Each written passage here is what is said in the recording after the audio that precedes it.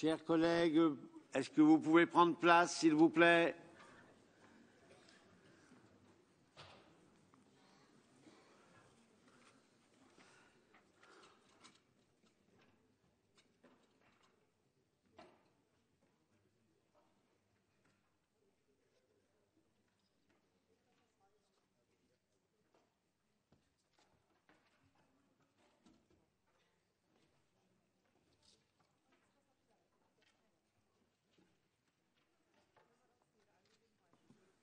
Merci à tous les interprètes.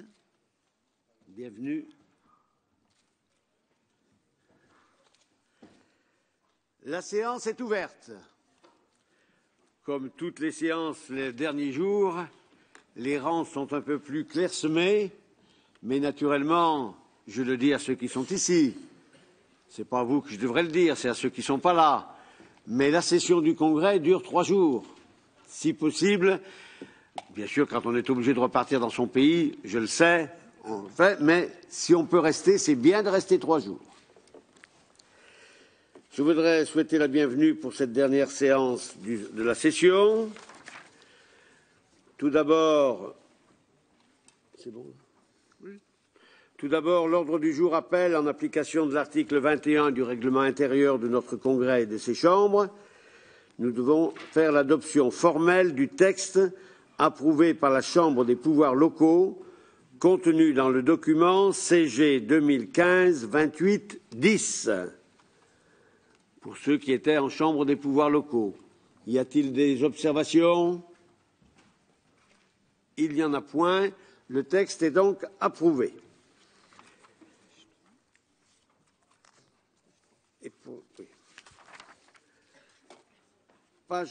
Nous devons également adopter les projets de procès-verbaux des séances des 2 chambres et de la séance plénière d'hier, 25 mars, contenus dans les documents 28 PV2, 28 PV1 et 28 PV1 aussi. Il y en a 2 PV1. Ah, mais CPR, pardon. Y a-t-il des objections sur ces textes-là qui sont en distribution au service? Je n'en vois point. Les procès-verbaux sont approuvés. Nous passons donc à la discussion du rapport sur la démocratie locale et régionale en Pologne,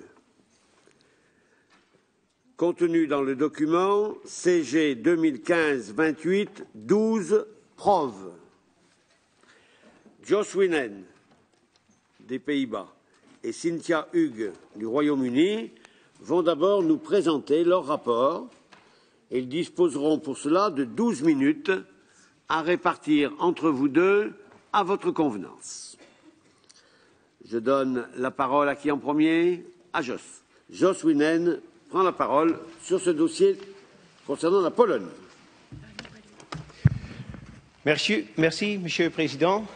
Dear colleagues, I must say that I was very glad to be appointed rapporteur on local democracy on Poland, as this is a country I know and I was there before. I visited several times 25 years ago, just before and after the end of the communist regime there.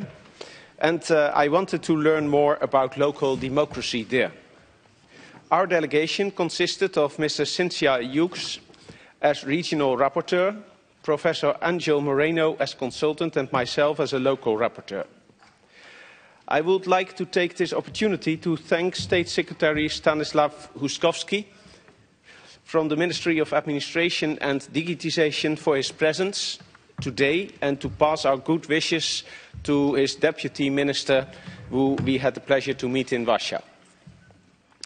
I will leave it to my colleague, Ms. HUGHES, to talk about the regional aspect of our report and our recommendations, and I will concentrate on what we found to be satisfactory from a Charter point of view and about the issues that we think need further effort on the part of the government.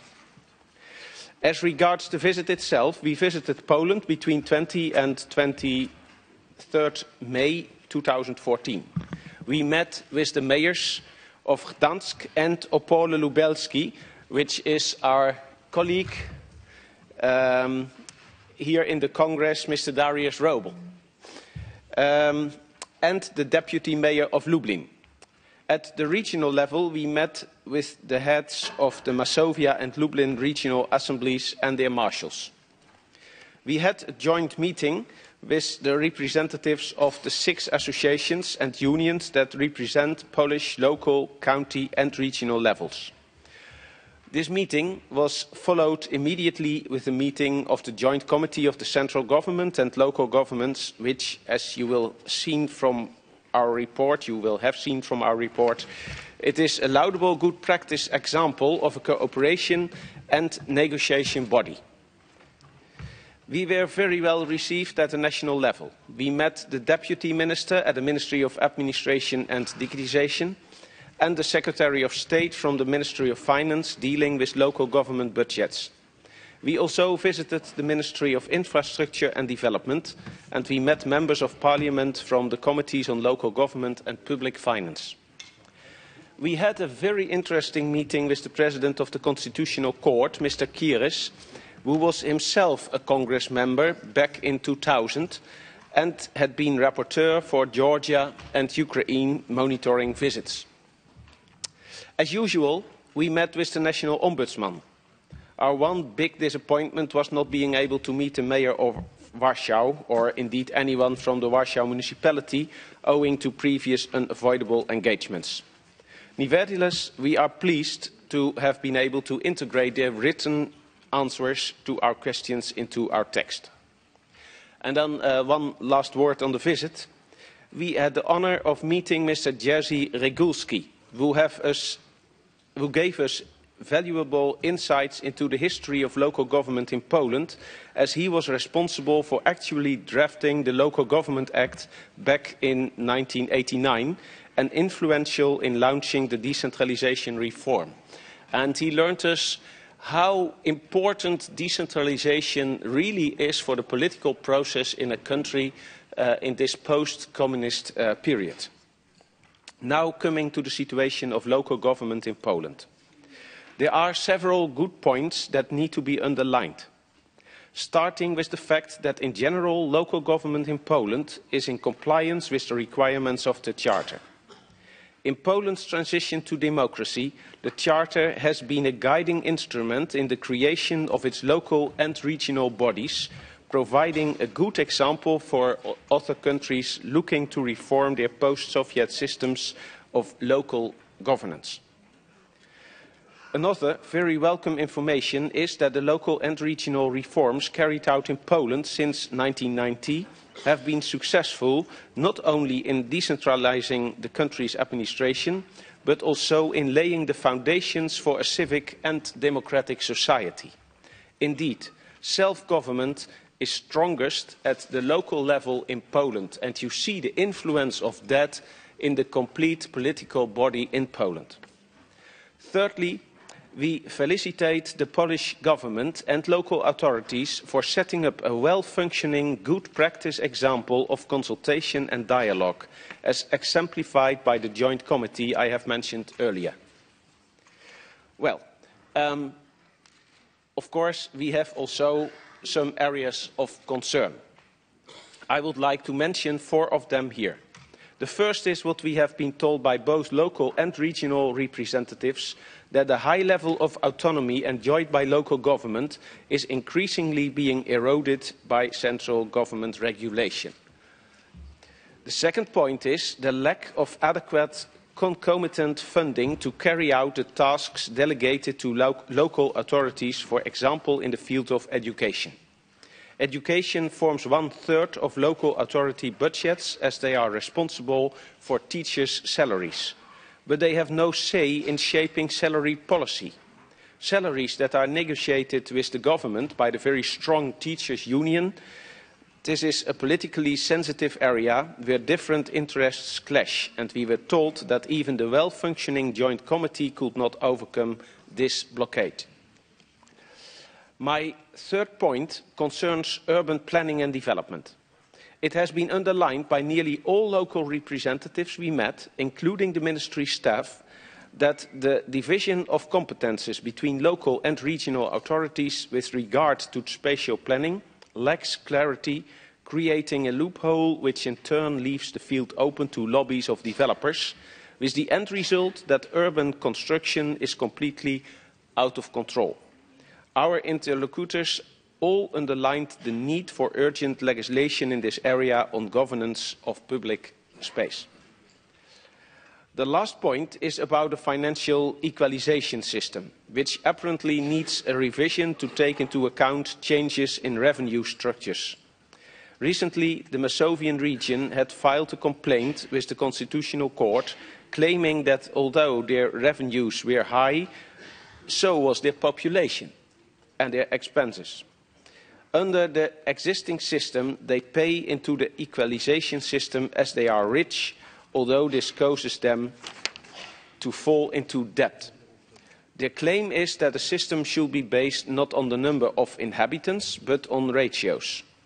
A recent Constitutional Court judgment agreed with them and gave the government a time limit within which to solve the problem. So our impression is that some solution is imminent.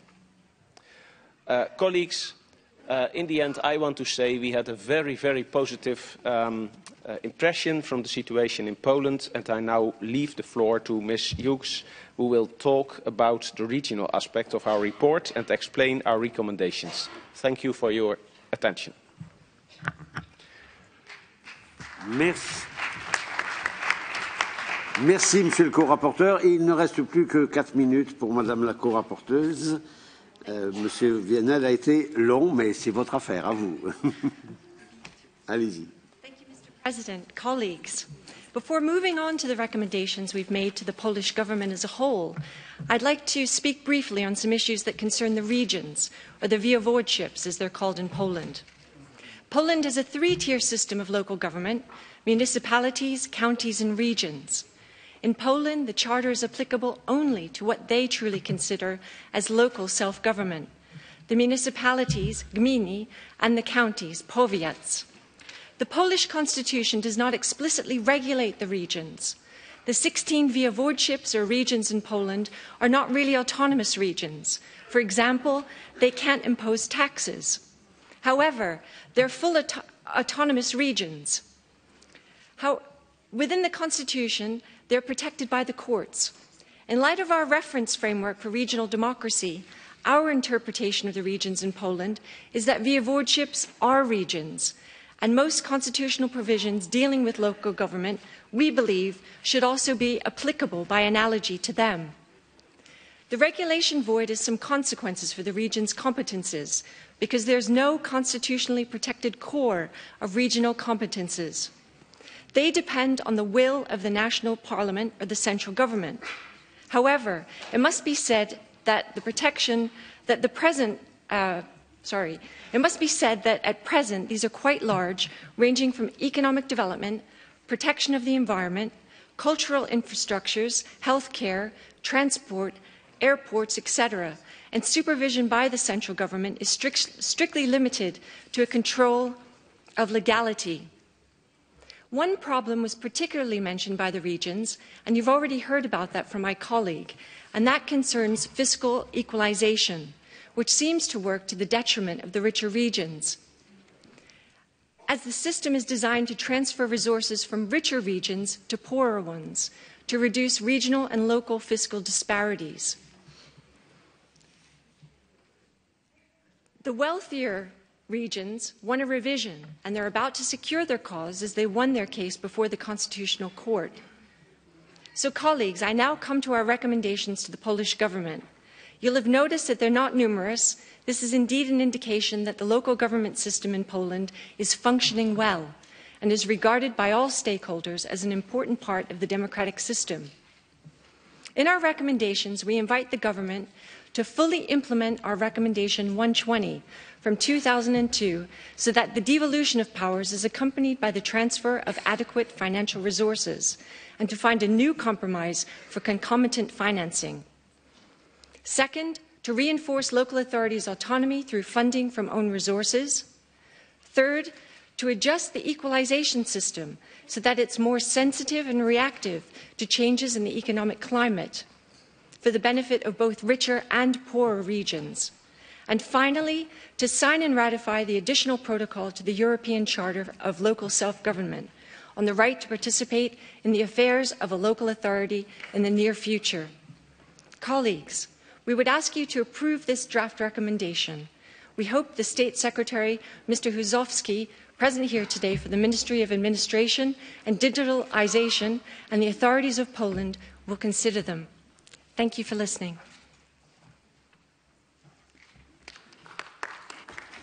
Merci. Merci à Madame et Monsieur les rapporteurs. Je vais maintenant passer au débat. Je vous rappelle que la durée des interventions ne doit pas dépasser 3 minutes. Avant ceci, une petite annonce à faire. Un des membres délégués de notre congrès, a oublié son téléphone portable hier à la réception de l'hôtel de ville à Strasbourg. Il le retrouvera, son téléphone, au bureau 1081, là, derrière la tribune. Je donne donc la parole dans ce débat sur la Pologne à Natalia Rybak de l'Ukraine. Ensuite se prépare M. Volodymyr Udowiczenko.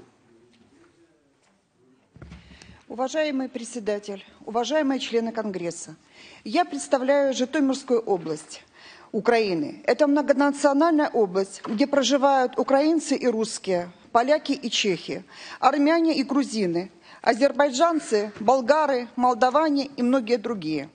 За годы независимости у нас не было ни единого межнационального конфликта, что говорит о высокой гражданской сознательности и уважении к правам и свободам человека. Самая многочисленная диаспора поляков в количестве 49 тысяч населения проживает именно на территории Житомирской области. Многие города Житомирщины имеют городов-побратимов в Польше. Город-побратим города Житомира – это город Плотск. Происходит обмен делегациями в области культуры, образования. Ежегодно проводятся Дни польской культуры. В октябре 2014 года состоялся 20-й международный фестиваль «Радуга Полесья», который был организован Житомирской областной организацией поляков в честь 25-летней своей деятельности. Реформа местного самоуправления и административно-территориальная реформа, проведенная в Польше, широко обсуждалась среди населения. Неоднократно делегации Житомирского областного совета, Житомирской администрации, районных советов, администраций посещали Польшу с целью ознакомления механизма проведения реформы и их результатами. Сегодня Украина стала на путь проведения реформ. Мы изучаем лучшие модели реформ стран Европейского Союза, Совета Европы. Безусловно, нельзя полностью наложить какую-то модель страны на Украину. Но мы будем очень благодарны Совету Европы за помощь в построении украинской модели реформы местного самоуправления, где будет учтен опыт Польши. Спасибо. Merci, Madame. La parole est à Volodymyr Udowiczenko de l'Ukraine. Se prépare ensuite Monsieur André Boff. Спасибо, господин председатель. Уважаемые коллеги, прежде всего хотелось бы поздравить с достаточным достигнутым уровнем развития местного самоуправления наших польских коллег и поблагодарить за постоянную помощь, сотрудничество между различными уровнями властей и гражданского общества. Конечно же, мы создаем свою модель местной демократии и местного самоуправления, но лучшие достижения стран Европы для нас очень важны при этом процессе.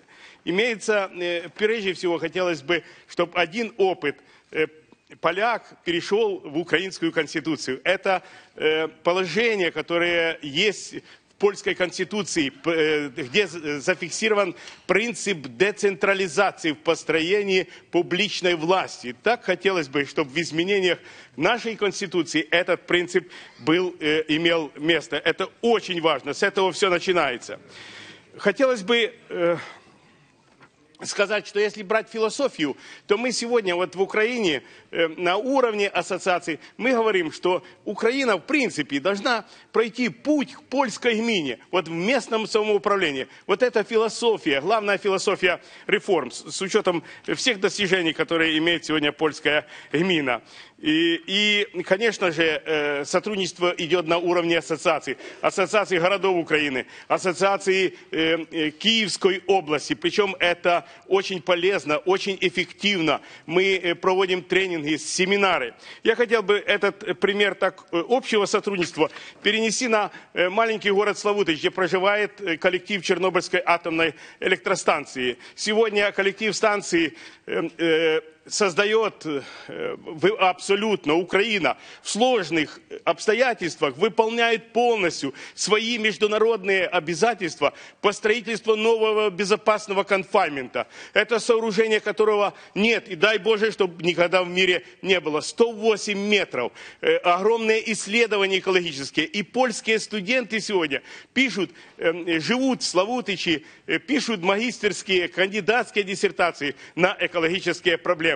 Они знакомятся, влюбляются, женятся. Наши славутичаны учатся в Кракове, политехникум Кракова. Студенты работают и учатся в Славутичи. Это построение новой модели местной, на уровне модели местной демократии, нового мира отношений. Я убежден, что эти отношения будут намного лучше, чем они сейчас есть у нас в мире. Спасибо за внимание. Успехов вам! Merci. La parole est à Andrew Boff du Royaume-Uni, dernier orateur inscrit. Thank you, Mr. President. The report quite rightly outlines the massive progress that there has been in Poland, and we would expect it as the home of solidarity, that solid progress has been improving year on year. However, underpinning any system of government or local government is the electoral system. It is therefore of some concern that in the elections of November, on November the 16th, we had a situation where the number of invalid votes in many jurisdictions was as much as 18% invalid votes.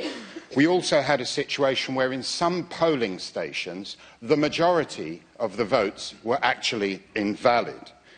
We had complaints of confusing ballot papers, which resulted in some of those invalid votes. We had examples of where many ballot papers didn't have an official mark and therefore were ruled invalid. There was a laughably poor computer system which reported the election results to the point where in one particular jurisdiction the winner was announced of someone who wasn't even standing in the election. And there were enormous delays in the reporting of those election results, and to date, actually some of those results are still not officially reported on the country's website. Underpinning any local government system, and we recognise the progress outlined in the report, has to be a robust and efficient system of elections that gives confidence to the citizens that their voice has been heard. And I would be interested to hear the reaction of the rapporteurs and the Minister to this small failing, well, it's not a small failing, this rather large failing in what otherwise is a very, very positive and optimistic message. Thank you. Merci. La liste des orateurs est donc épuisée. J'appelle la réplique de nos deux rapporteurs. Vous avez 3 minutes chacun. Thank you, Mr. President. Well, I'm very glad with the reactions of the Ukrainian speakers here today, because I think one of the possibilities that we have with our monitoring reports is to show examples and to say, well, it is functioning in each country in its own way, but countries can learn from each other. And it's very good to hear that you see the Polish territorial reform as a good example, as a model, and the best practice that you can use in your situation now. And I think it is true, because we were impressed also very much by the idea behind this decentralization. It's so important to have democracy at grassroots level. And that's exactly what in Poland was succeeded. And I hope that you will have your opportunities to learn from that, as we have. Then the serious problem that Mr. Boff indicated, well, we had not an observation of these elections as a Congress, and in our visit, that was before these elections that you mentioned, we have not heard any complaints about elections. I think maybe it's good that in future, it's good that you mentioned things that you've heard, and that when in future there's the possibility for election observation, that we should be very careful to see how does it function in practice. And I hope that if there are the problems that you have indicated, that the Polish government had been able then already to come to reforms that are needed in that case. But we have no comment because we haven't seen anything on complaints in this respect. Thank you very much. Merci. Madame Hugues, 3 minutes pour vous aussi. Thank you. I'll be very brief, Mr. President.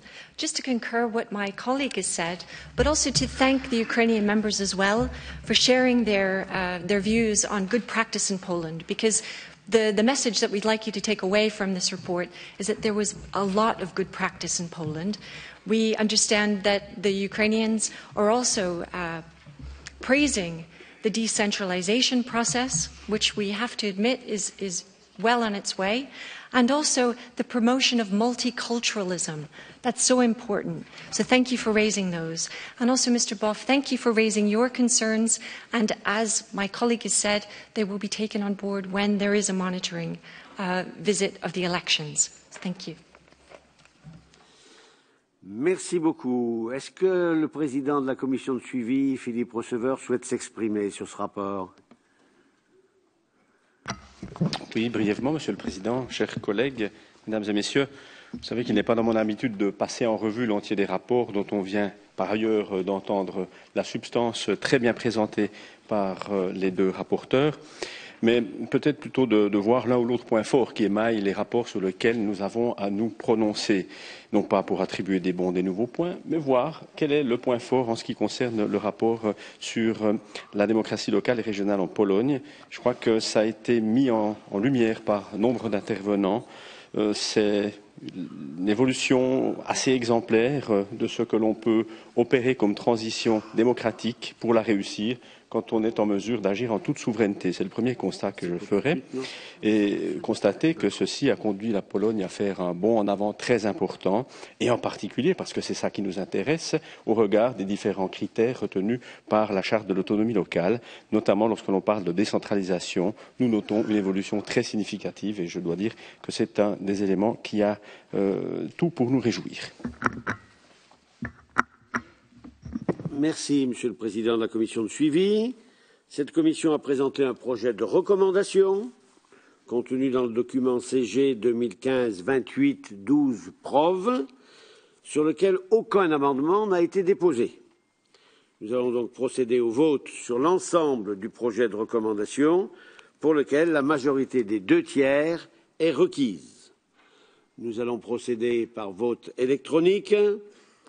Et vous aurez 15 secondes pour appuyer sur le bouton 1, 2 ou 3 dès que j'aurai ouvert ce scrutin. Tout le monde est prêt. Le scrutin est ouvert.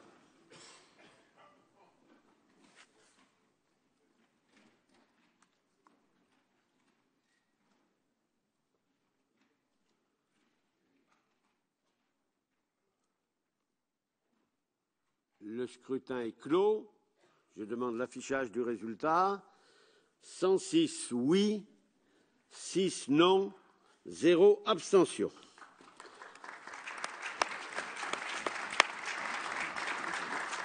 Le projet de recommandation est donc adopté. Mesdames et messieurs, je tiens à souhaiter la bienvenue à M. Stanisław HUGHES et à le remercier d'être venu aujourd'hui pour parler devant le Congrès, dans sa qualité de secrétaire d'État auprès du ministre polonais de l'administration et de la numérisation. Monsieur le secrétaire d'État, nous sommes heureux de vous accueillir à cette session du Congrès, à l'occasion du débat sur la démocratie locale et régionale en Pologne. Depuis la ratification de la Charte européenne de l'autonomie locale par votre pays en 1994, la Pologne a poursuivi avec succès un triple processus de transition à la fois vers la démocratie dans son système économique et enfin en allant d'un système plutôt centralisé vers un système de décentralisation. Vous êtes secrétaire d'État auprès du ministre de l'Administration et de la Numérisation depuis 2013. Vous avez également une grande expérience de l'administration locale car vous avez été pendant 10 ans comme conseiller municipal et vous avez été élu maire de la ville de Wrocław. Monsieur le secrétaire d'État, je vous donne la parole.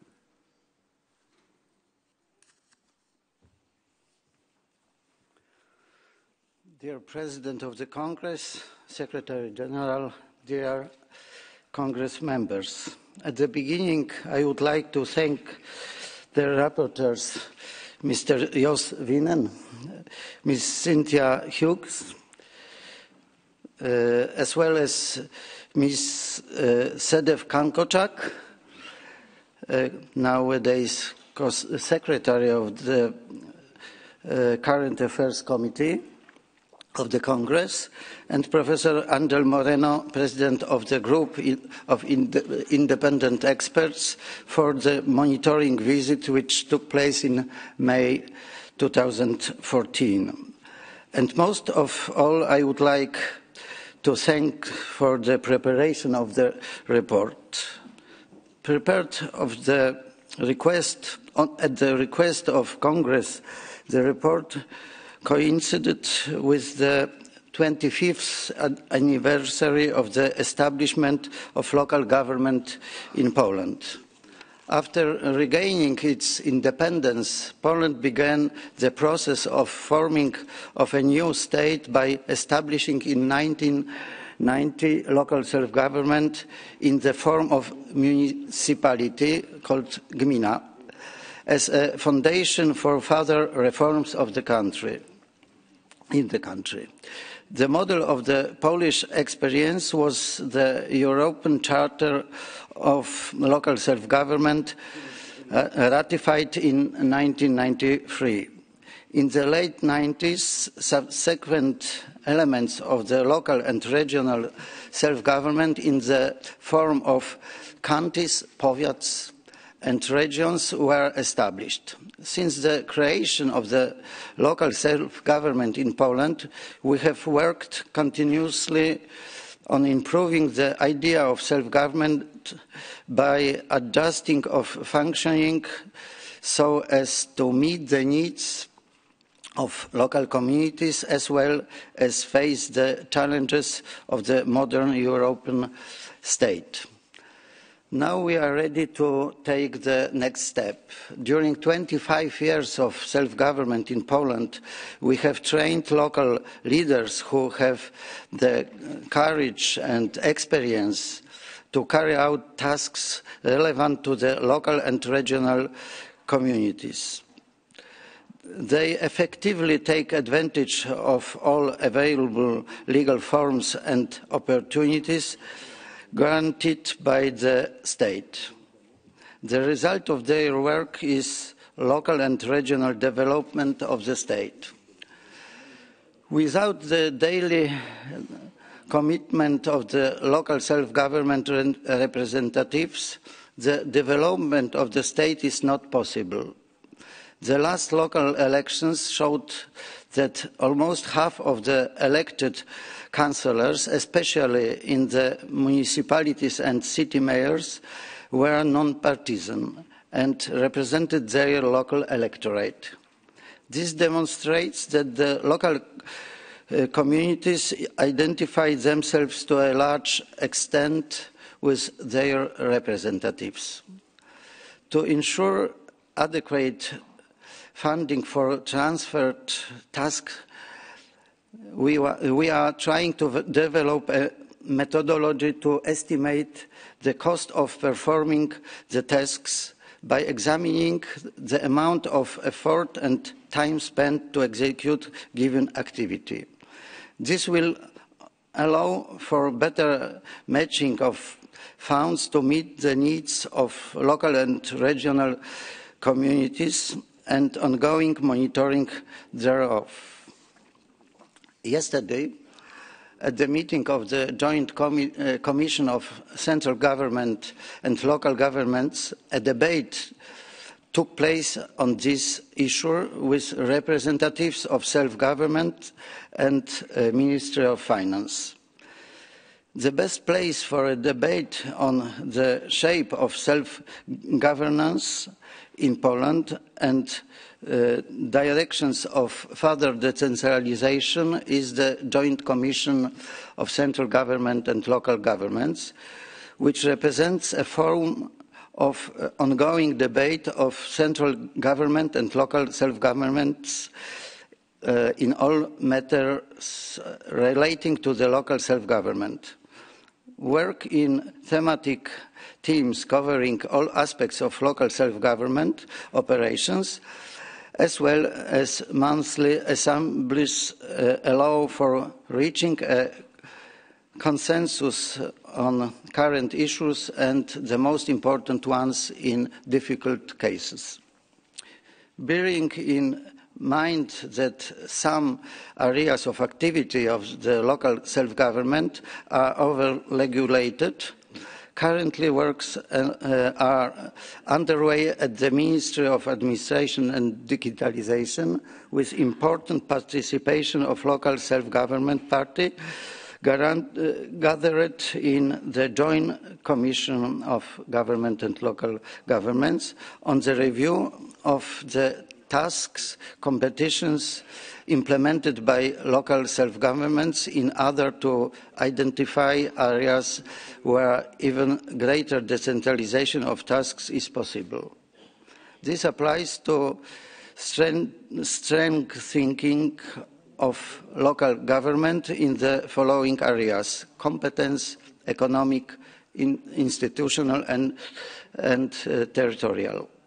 The ultimate solution should be financial self-sufficiency of local self-governments, adjusted only in a narrow range with compensatory mechanism. Establishing personal income tax at entirely self-government tax is also completed. Work is also underway of changing the provisions to allow an increase in the minimum monthly wage rates of local self-government employees. Works are also underway to change the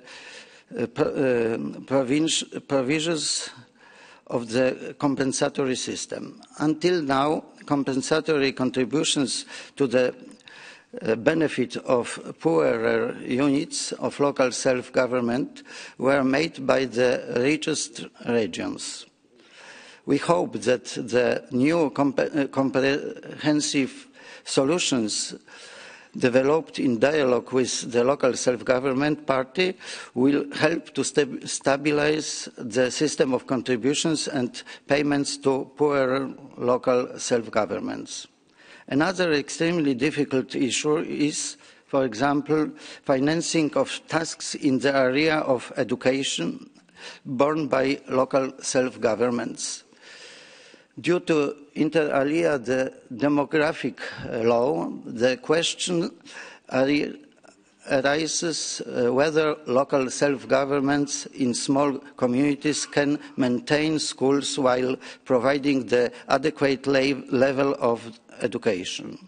This is a difficult challenge and requires compromise between local self-governments and the local government and the central government and the trade unions of education workers, but I believe that we can succeed. Although Poland has not signed the additional protocol of the European Charter of Local Self-Governments, it guarantees for its citizens, among others, the right to participate in the work of legislative bodies, access to information, the right to organize a referendum, possibility to establish in the municipalities of senior and youth councils as a forum for consultation of issues relevant to given group. This idea also includes village funds as another form of stimulation of local activity addressed to the smallest local communities, residents of rural areas. The municipality which transfers money to the villages to bring to life small investments gets it back from the state budget. Starting this year, the amount of transferred money from the state budget for this purpose is increased. Noteworthy is the new instrument in Poland in form of a civic budget. The idea is still under development and very popular among the residents of municipalities. The report clearly indicates that Poland fulfills the provisions of the European Charter of Local Self-Government. We thank for recommendations made by the time of drafting further changes in the local self-government system. They certainly will be taken into account. In conclusion, I would like to add that having a strong self-government enables us to feel that Poland is a strong European country. Experience of representatives of local and regional communities acquired in the last 25 years is important for the further reform of local self-government and the state. There are many challenges ahead, and only through constant cooperation between local self-government and the central government we are able to meet them. Thank you for your attention. Thank you.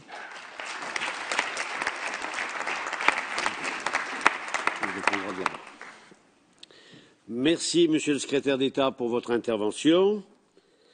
Monsieur HUSKOWSKI, vous avez aimablement accepté de répondre aux questions écrites de nos collègues depuis votre place sur les sujets abordés durant votre intervention. Nous avons 3 questions écrites dont vous retrouverez le texte et les auteurs dans le document 28-20 disponible à l'antenne de la distribution. J'inviterai donc chaque membre à poser sa question oralement. Je rappelle à chacun qu'il dispose d'1 minute. Vos questions sont plutôt un peu longues. Essayez de les réduire un peu. La première question est posée par M. Risto Rotava de Finlande pour 1 minute.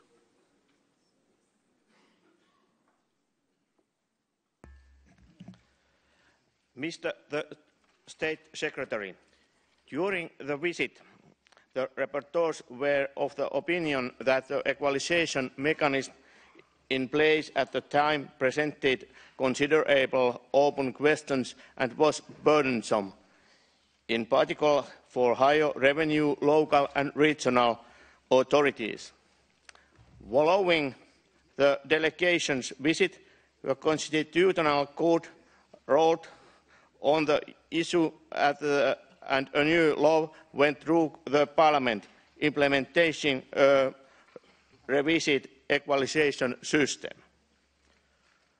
Why is this new law more advantageous to local and regional authorities, and how can you guarantee us that this new equalisation mechanism will be more reactive to future fluctuations that would otherwise negatively impact the financial situation of those authorities? Monsieur HUSKOWSKI, quelle réponse pouvez-vous apporter à cette question?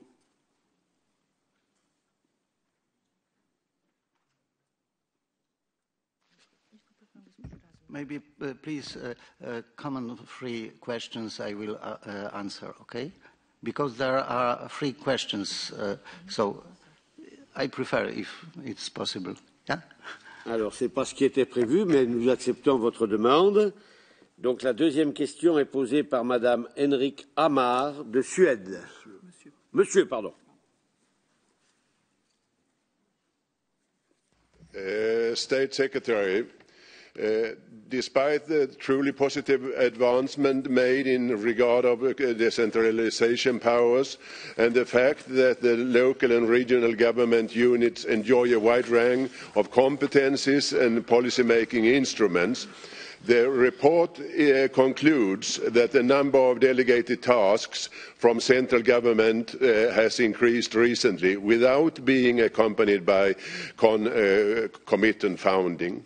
It seems that recent consultations between local authority and the Polish authorities revealed that a uniform method to calculate the cost of carrying out selected tasks of government administration by local government bodies is being developed so as to respond to this problem.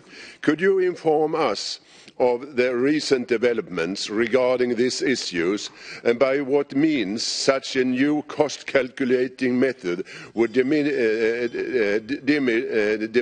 the currently existing financial burden for local and regional authorities? Merci. Donc la réponse vous sera faite globalement par le secrétaire d'État tout à l'heure. La troisième question est posée par Monsieur Denek Broz de la République tchèque.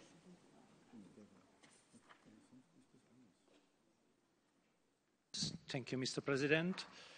Mr. State Secretary, looking back at the development of local democracy in Poland, it becomes evident that the local and regional reforms put into place were successful in laying the foundations of a civic and democratic society.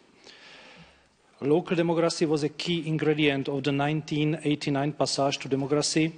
International treaties were taken into account when creating local and regional bodies during the 1990s, and a particularly prominent role was given to the Charter in this process. I would be interested to hear your view on your country's successful experience of inspiring local democracy and the lessons learned that, in your opinion, might be exemplary for other member states of the Council of Europe. Thank you. Je vous remercie. Monsieur le secrétaire d'État, vous avez la parole pour répondre aux trois questions.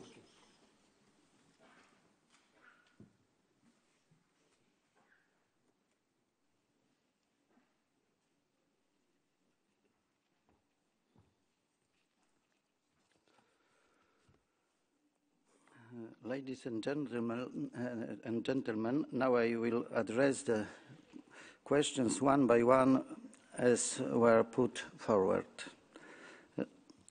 Referring to the uniform method to calculate the costs and the recent developments regarding this issue, I would like to stress the gravity of the topic and say that this problem has repeatedly been discussed in public, in the Parliament and the Joint Commission of Central Government and Local Governments.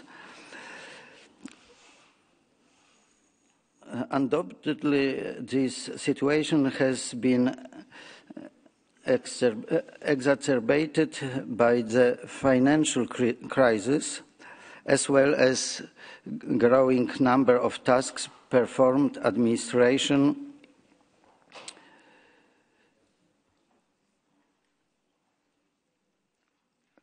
and relative with the social expectations. There could be many reasons coming from the local and central government side. This can be, for example, calculations based on the rates of government employees, which are lower than the rates of local government employees. Another reason is such that the number of tasks due to development of civilization grows faster than the increase in funds in the state budget. To check this, we need to determine that what causes the inequality. The Ministry of Finance is currently working on cost calculations of selected tasks carried out by the local governments.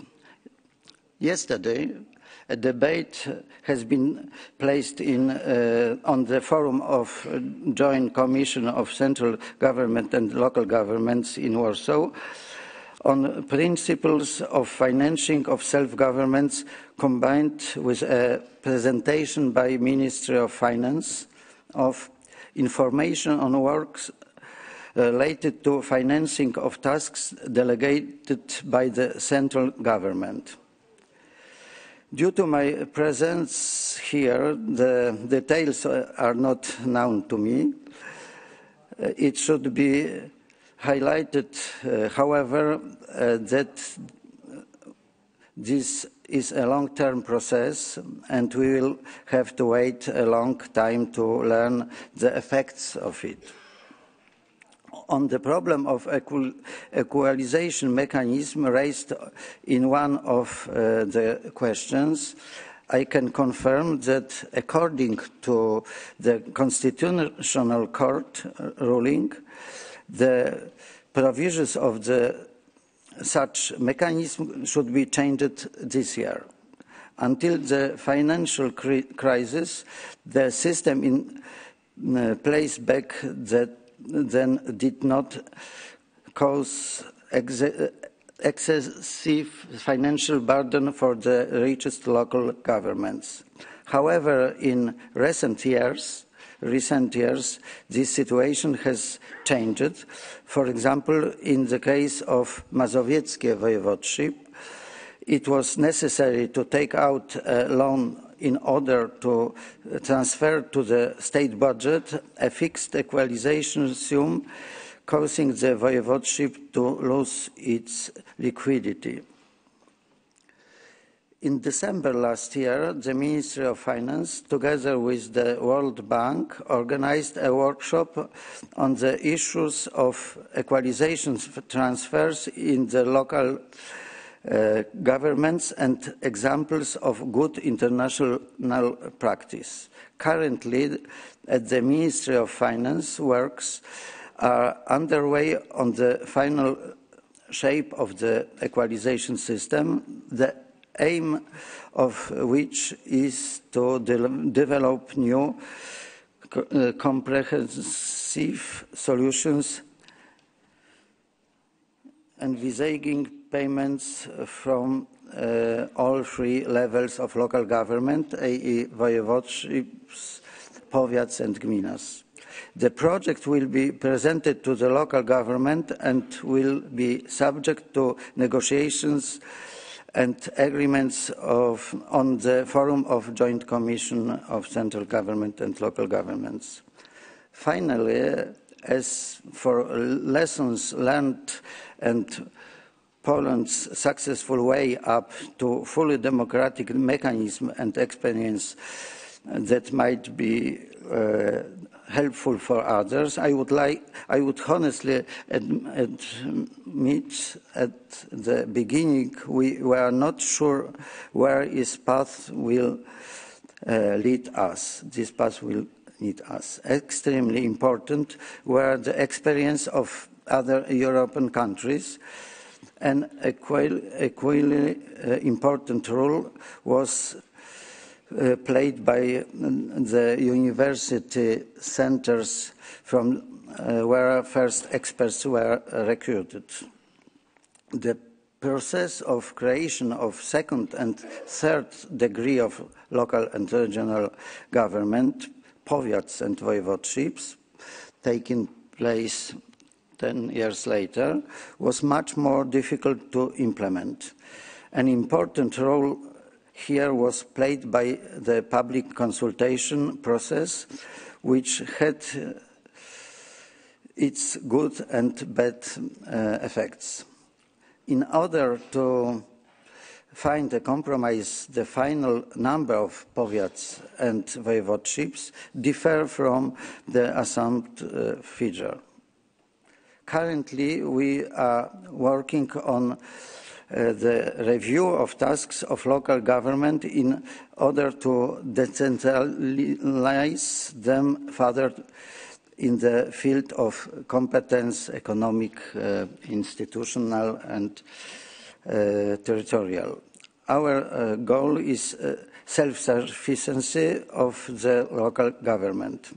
We want to create the legal and financial mechanisms and tools to support the process of change in anticipation of the problems which we'll have to face in the future. Demographic problems, raising expectations of citizens towards the government, or the enormous rate of change of civilization. In my opinion, one of the most important elements in drafting the reform aimed at decentralization of the state functions is determination of the reformers. Also important, gathering of experts to develop forms of dialogue, establishing a timetable for reform implementation with particular emphasis on the final date of its entry into force, developing corrective mechanism of specify the time period in which the effects of reform will be assessed. And most importantly, the state, while taking responsibility for decisions, must be prepared for social discontent and balance the need for compromise with prospect of long-term economic development. I hope you will find this information helpful. Thank you for your kind attention. Thank you. Je vous remercie, Monsieur HUSKOWSKI, pour vos réponses. Et le débat sur la Pologne est donc terminé.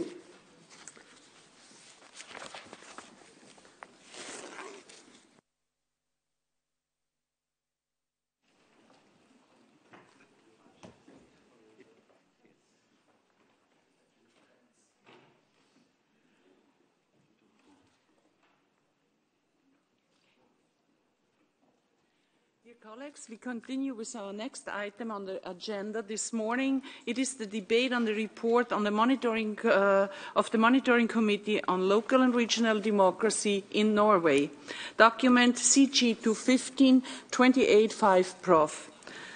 I give the floor to the rapporteurs, Mr. Xavier Cadore. Where are our rapporteurs? Here they are. Monsieur Xavier Cadore from France and Mr. Guillaume Pinto from Portugal. Yeah.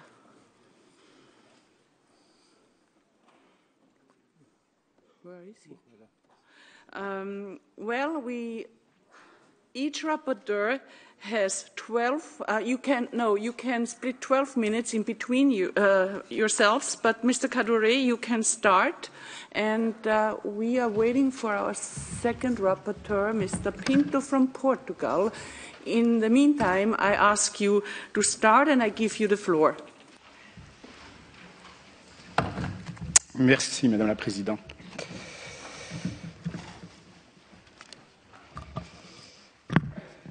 Madame la Présidente, Monsieur le Secrétaire Général, Mesdames, Messieurs, Monsieur le Président de la Commission de suivi.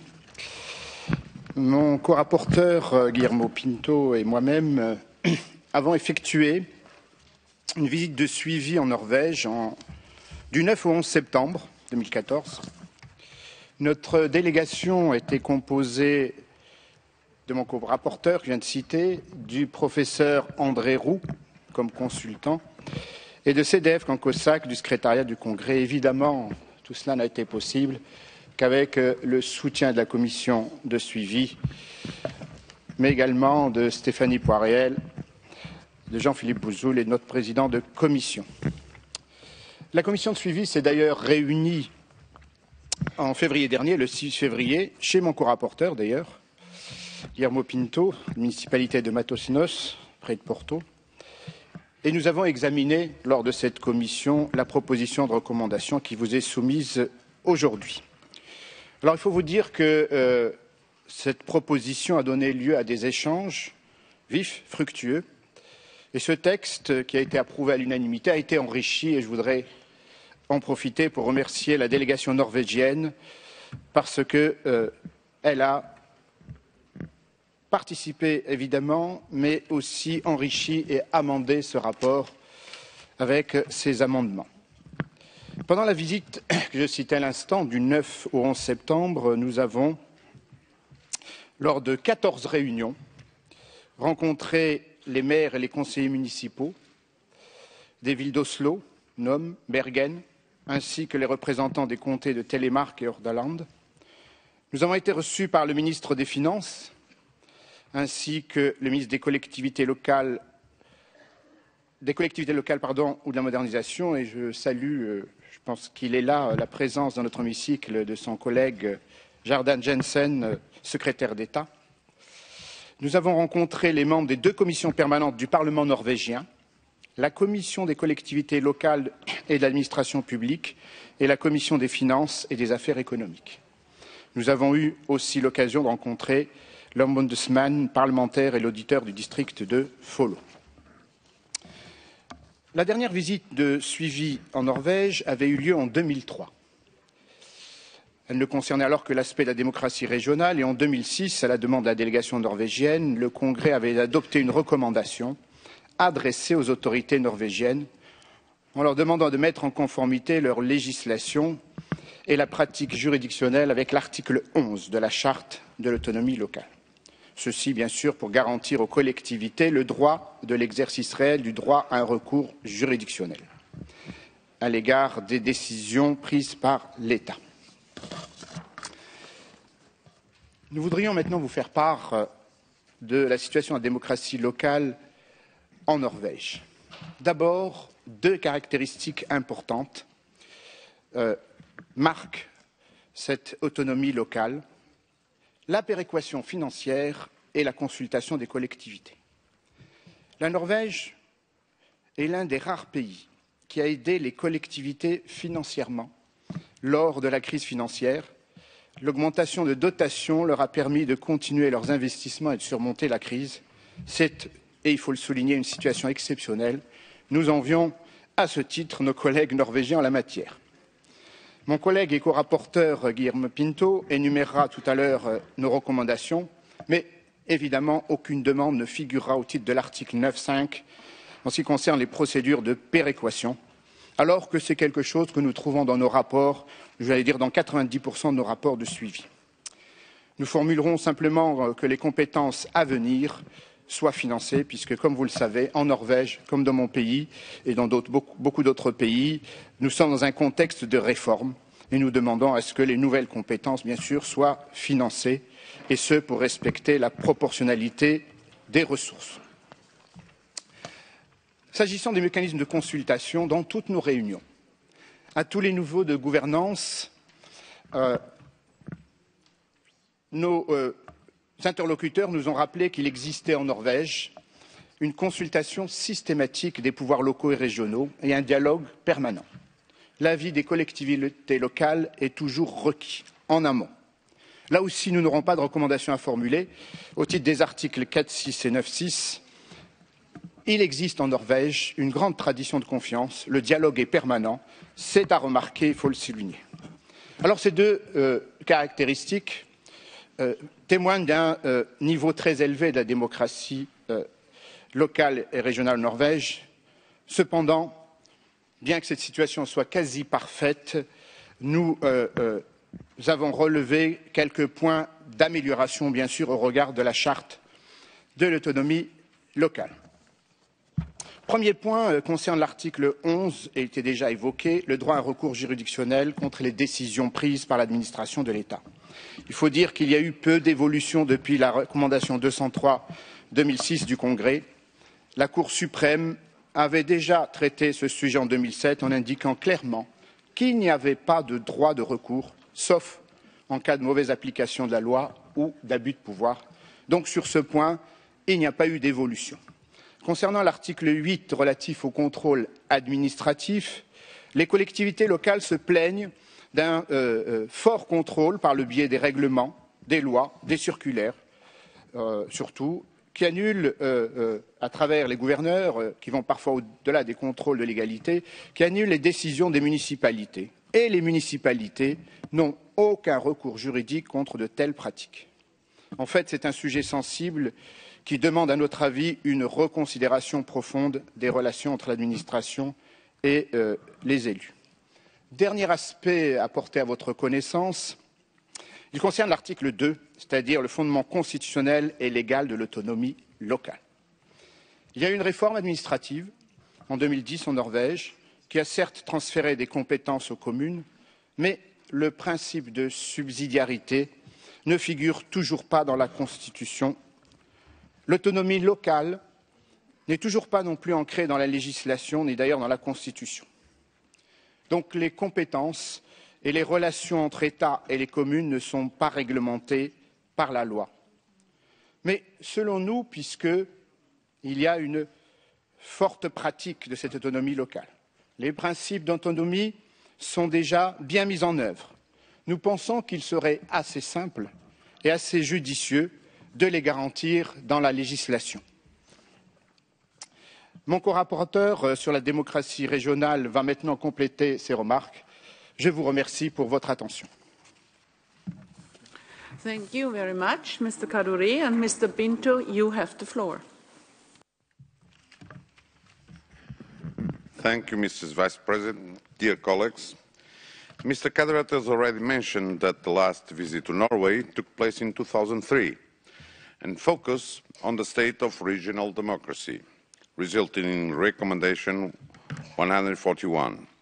At that time, the Congress asked the Norwegian authorities in discussions on future structures of territorial administration to, first, consult representatives of local and regional authorities. Second, widen the scope of reforms to include a genuine role for elected representatives in managing the local environment.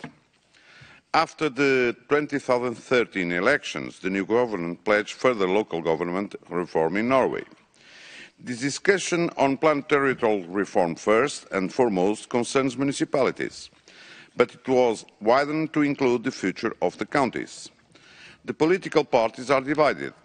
Some favour giving more power to this regional level, whilst others, including the ruling Conservative and Progressive parties, prefer to do away with the regional level altogether and give municipalities wider powers and responsibilities. The compromise is that the regional level will be maintained and evaluated at the same time as the local government reform. This overall effect would be a reduction in the number of local authorities and an increase in their autonomy and powers. It is too early to say how the reforms may affect the regional level. Nevertheless, the issue has remained a hot topic. The Parliament itself has made a request to the government to give equal consideration to the tasks at regional level in the territorial reform. Lastly, on this question of reform, we understood that the timetable will be something like this. Regional consultation process to take place up to 2016. In May this year, the government will present to the Storting, which is the Norwegian Parliament, its proposals on new municipal responsibilities. By autumn this year, municipalities must take their wishes known about amalgamations. By spring 2017, the proposed new structure will be before the starting. The debate is in full swing, and as my co-rapporteur has already said, we are looking forward to hearing regular updates on the progress of these reforms from our Norwegian colleagues. Now let me finally turn to our recommendation concerning both local and regional democracy in Norway. Although we have raised only 4 points here, 2 of them are fundamental.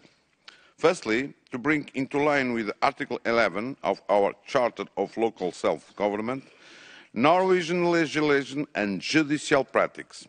Local authorities must have the right to judicial remedies against decisions by the state. Is the recommendation 6b.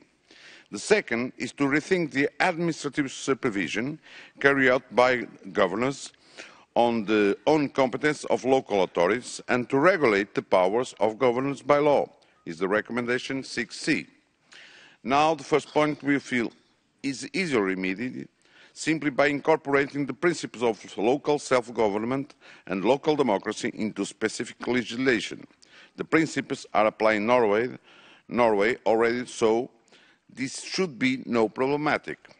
Our final recommendation aims at ensuring that concomitant finance are provided for any new tasks delegated to local and regional authorities. President, colleagues, I am commending this report for our attention, and I hope that you will adopt this draft recommendation.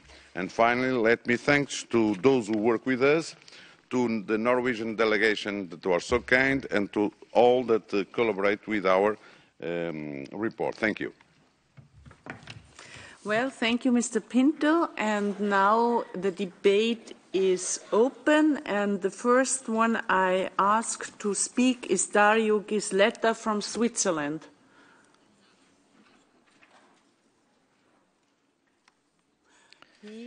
Oh, yeah, here. Madame la Présidente, Messieurs les rapporteurs, mon intervention sera très courte et limitée à vous poser une seule question. Dans le rapport que vous venez de présenter, vous avez souligné le fait que les autorités locales ne cessaient de faire part de leur inquiétude quant au fait que les gouvernants et les organes de contrôle puissent exercer un contrôle outrepassant l'esprit de loi. Je dis bien outrepassant l'esprit de la loi. Pourriez-vous fournir davantage de détails quant aux préoccupations citées, qui me semblent assez graves, par les collectivités locales et les associations? Merci pour votre réponse. Well, thank you very much. And the next speaker is Mrs. Gunn-Marit Helgesen from Norway. Please. Thank you, Madam Vice President, distinguished delegates. First of all, I would like to thank the rapporteurs for an excellent work and also a very good report. It is with great pleasure we recognize that maybe the most important task of the Congress of local and regional authorities to monitor how the member countries of the Council of Europe follow and fulfill their obligations according to the Charter of Local and Regional Self-Government is done in a sensitive and professional way. It is a huge task to reveal all the aspects of governing a country during a few days' visit, even when being well prepared and executed with authority and conclusions drawn in a way the country can recognise. I will convey my admiration to the rapporteurs and the limited but well-qualified staff people you have had at your disposal. To conclude my introduction, the Congress has, according to my opinion, produced a report with recommendations well suitable as a platform for improving Norway's way of following the guidelines of the Charter. The overall conclusions of the report is as stated in the report's own wording. The level of local and regional democracy is clearly very high in Norway. Local and regional authorities have extensive powers and financial resources to fulfill their obligations. However, nobody is perfect. The situation in Norway with regard to the Charter still needs some improvements, mainly within 3 fields. The principle of local government is recognised neither in the Constitution nor in the legislation elsewhere. Several amendments have been motioned to the Parliament for adoption, but the final steps still remain to be taken. The second, the control exercised by the government through a too dense and specific sectorial legislation lead to a considerable degree of supervision, and the governor and other supervising bodies exercise de facto their supervision in a manner that extends the spirit of the law. And for the third, local government does not have any judicial remedy against the decisions taken by the central government. The rapporteurs have observed a government searching for a change in Norway's legislation. And as president in the Norwegian Local Government Association, I will use this momentum to push forward for legislative reforms regarding the freedom of local government and once again try to get our parliaments to expressly recognise the principle of local self-government in our constitution. Some of the problems identified in Norway are problems all over Europe. Therefore, we should, within the Congress, put on the agenda how the control exercised by governments over local authorities is limited solely to one of legality, so as to avoid a re-centralisation of transferred powers. The present government has to focus on structural reforms of the municipal levels. New borders may emerge, and we may in the future have fewer and bigger municipalities with more tasks and responsibilities. This process might increase the local authorities' autonomy and powers. We note that the rapporteurs would like the Congress to return soon to assess the scope of this reform throughout the process. The Congress is more than welcome back to Norway. The Congress is also more than welcome to use the report to further reinforce the debate on how to avoid re-centralisation of transfer powers. I hope you all will support the recommendations. Thank you. Well, thank you, Gunn-Marit Helgesen, and that concludes the list of the speakers. And I now ask our rapporteurs if they want to reply. If so, you have each 3 minutes. Merci, Madame la Présidente. Oui, je voudrais remercier mes 2 collègues pour leurs questions, leurs observations. Je vais d'abord commencer par répondre à Dario, notre collègue suisse. C'est une question très importante qu'il a posée. Que nous avons beaucoup débattu avec notre expert André Roux sur la nécessité ou non d'inscrire dans les textes des pratiques qui existent déjà.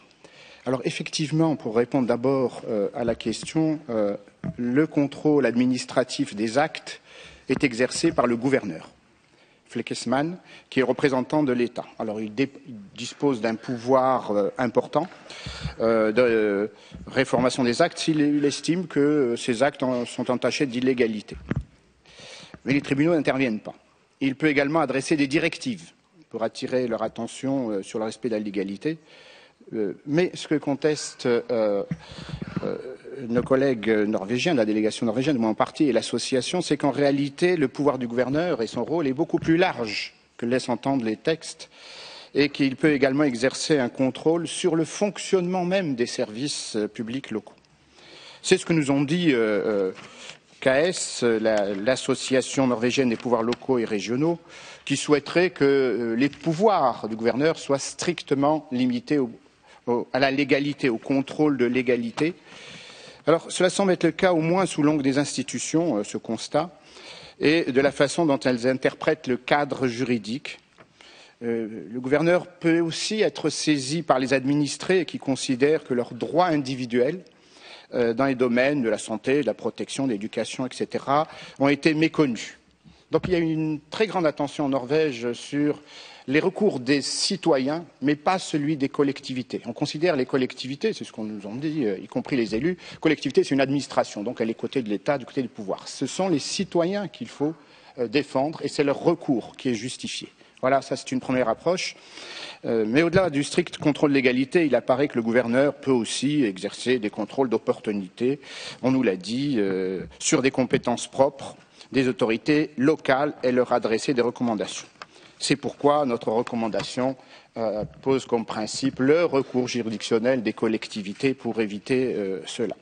Alors je vous le disais en préambule et je termine là-dessus, c'est une question fondamentale parce que en discutant avec nos collègues élus, représentants d'élus, on nous a dit voilà comment ça se passe lorsque un maire, de Bergen par exemple, nous avons été, des élus ne sont pas d'accord avec une décision, ils saisissent le ministre. Voilà. Ils saisissent le ministre et voilà, on leur a dit oui, mais le ministre c'est un représentant de l'État.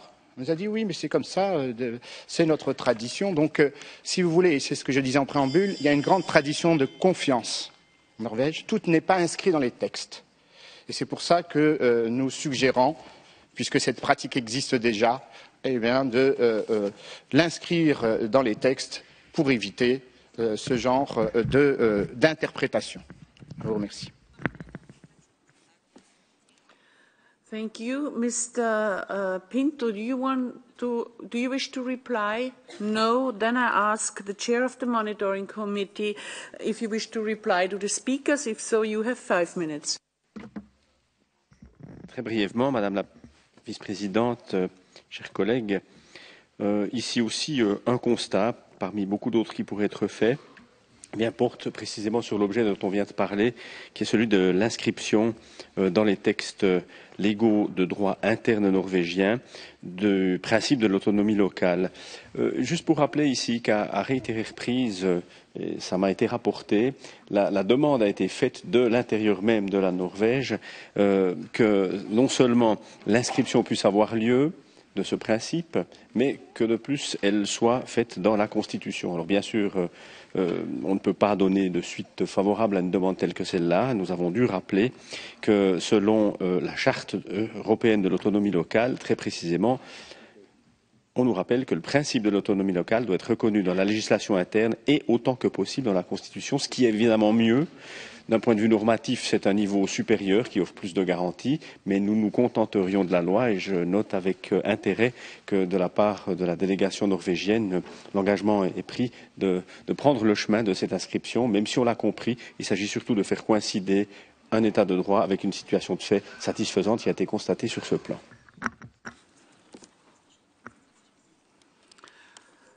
Well, thank you. Now we come to the vote on the draft recommendation, and the draft recommendation is contained in document CG 215/28/5 Prof. Rec, and no amendments have been tabled. The Congress will now vote on the draft recommendation. A two-thirds majority is required for adoption of the requestion. I will now put the draft recommendation on the vote using the electronic voting system. The vote is open and you have 15 seconds.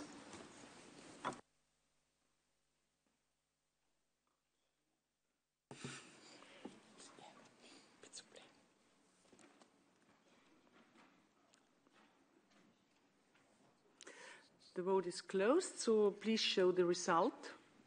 We have 71 yes, 4 no, no abstention. The draft recommendation in document CG 215/28/5 Prof. Rec is adopted. So we will come now to the statement of Mr. Jarda Jensen, the State Secretary to the Minister of Local Government and Modernization of Norway. Ladies and gentlemen, it is my pleasure to introduce to you Mr. Jensen, and who will take the floor now. Minister, we are happy to welcome you today on the occasion of the debate on local and regional democracy in Norway.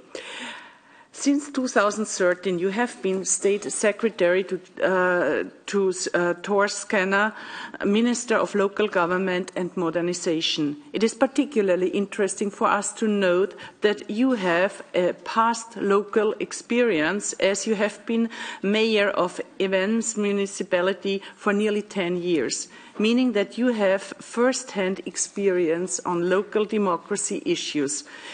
In light of the important changes that are taking place as part of the current territorial reform process in Norway, I am convinced that our members will be very interested in hearing from you about the state of development today. The floor is yours, and we will listen carefully to your speech.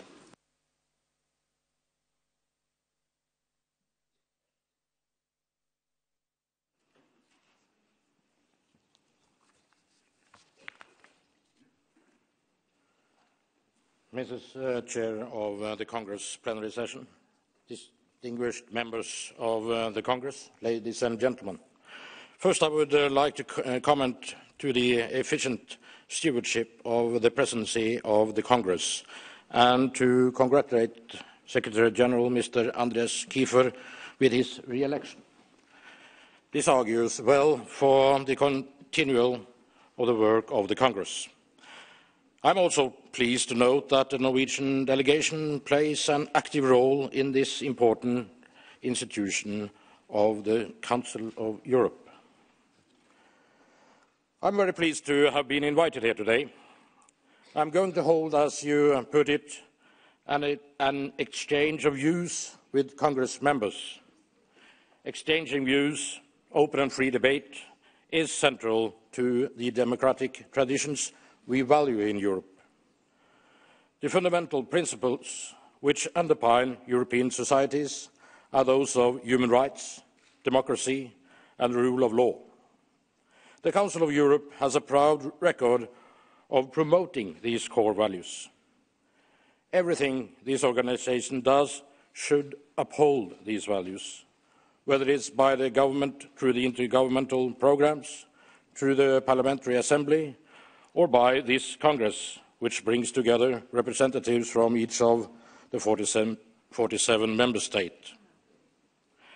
As recent events have clearly shown, this organisation's work in these fields is important and necessary. Norway appreciates that the Congress promote and strengthen those core values.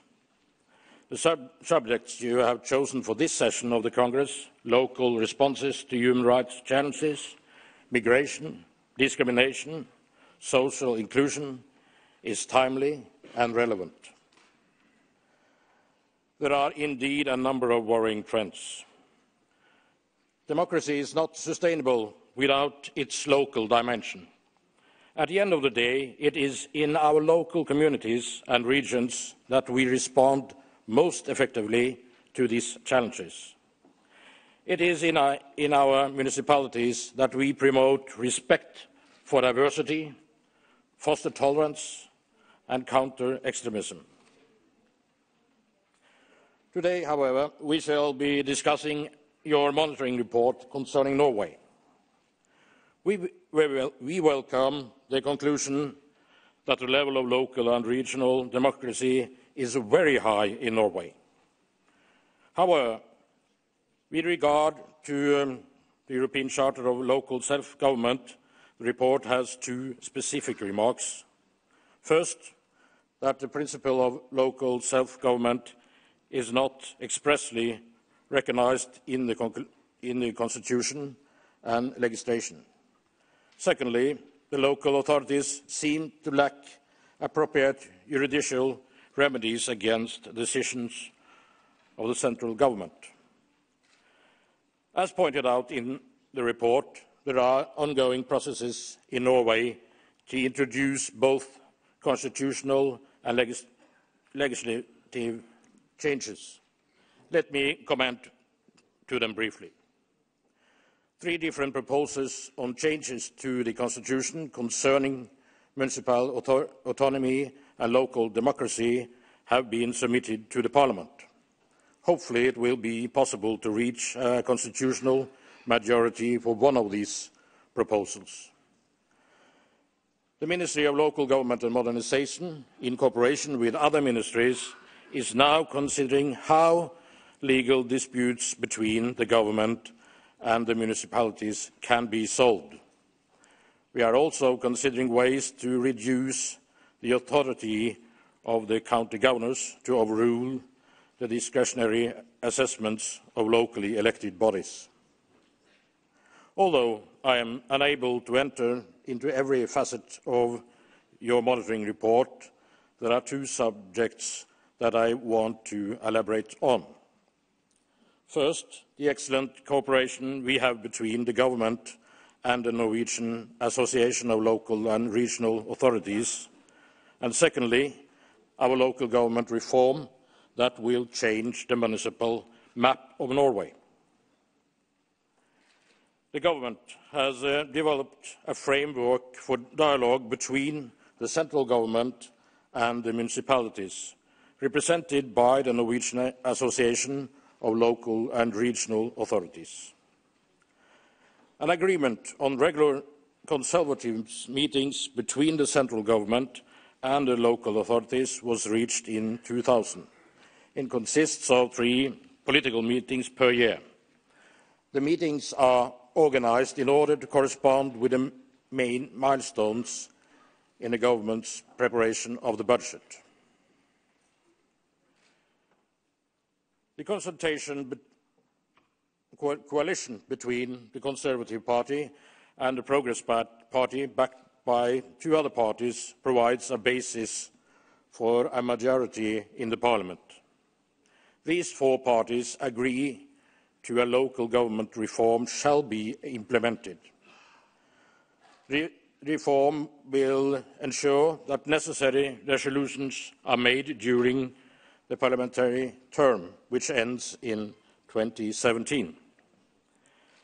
The reform will result in larger municipalities that can take on additional responsibilities and more autonomy. The government will also conduct a review of duties of the county authorities, county governors and the central government. The ambition is to transfer more power and authority to more robust municipalities. The government aims for diversity, authority, limit central government micromanagement and give more latitude to individuals, families, local communities and enterprises. The process are organised regionally, ending autumn 2015, spring 2016, with resolutions in each municipality of whom to merge with. These processes are organised regionally by the county governors in cooperation with the Norwegian Association of Local and Regional Authorities, which are invited to cooperate regionally. Last week, the Ministry presented a comprehensive proposal on tasks that can be transferred to larger, more robust municipalities in a white paper to the Parliament.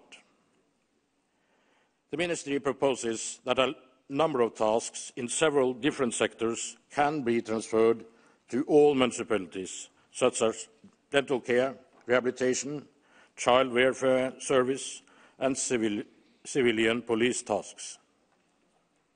In addition, the Ministry proposes that responsibility for secondary education and public transport can be transferred to the largest municipalities. Additional tasks will give municipalities the opportunity to develop a more comprehensive and unified range of services for users. And hopefully it will foster greater interest in local politics. The transfer of tasks will be followed by complementary funding. The White Paper also includes proposals on how to limit central government's micromanagement of the local level and a plan for reform of the regional level. The government will present a proposal for a new structure to the Parliament in the spring 2017, thereby giving the Parliament the opportunity to reach a decision before the end of the parliamentary term. The Local Government Boundaries Act states that inhabitants shall be consulted before the municipal councils make resolutions concerning new partners and bigger municipalities. Such consultations can take place through a referendum, opinion polls, meetings or similar activities. Perhaps needless to say, a very lively debate is going on in Norway, nationally, but not least locally and regionally. The aim of the reform is to strengthen the local level's ability to carry out important tasks. Simultaneously, we need to provide the means for local democracy to continue to be as vital as it is today. A key to this is to involve citizens in these reform processes. Legitimacy through citizens' involvement is what we aim for. A reform which has a solid base in the population will most definitely have a high chance of success. This can only be achieved through local processes where all views are taken into account. Combining the best abilities of both the local and national levels lays a solid foundation for a reform being strong on legitimacy and results. Finally, I should like to offer my heartfelt thanks for giving me this opportunity to share my views on the report and the government's plan for a new local government reform in Norway. Thank you.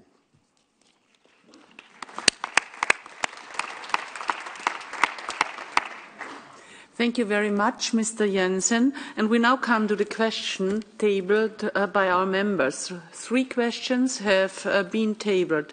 And I would like to remind the Congress that the Minister will answer questions only from those members who are present. The names of those asking questions, together with the text of the questions themselves, are printed in document CG 215-2816.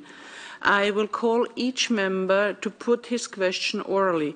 Please note that you will have only 1 minute to put your question. Question number 1 has been tabled by Lars Molin from Sweden, and I give you the floor, and you have 1 minute. Thank you, Mr. State Secretary, for your statement. I have a question on the reform on local and regional government. You have partly already answered that question. And my question is, what were the political context and the incentives for the current reform to be implemented, and what are the expected impacts it will have on local and regional democracy in Norway?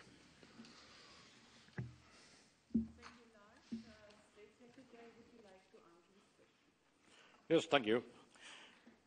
Norway has more than 5 million inhabitants. There are 428 municipalities, which vary significantly in size, topography, and population.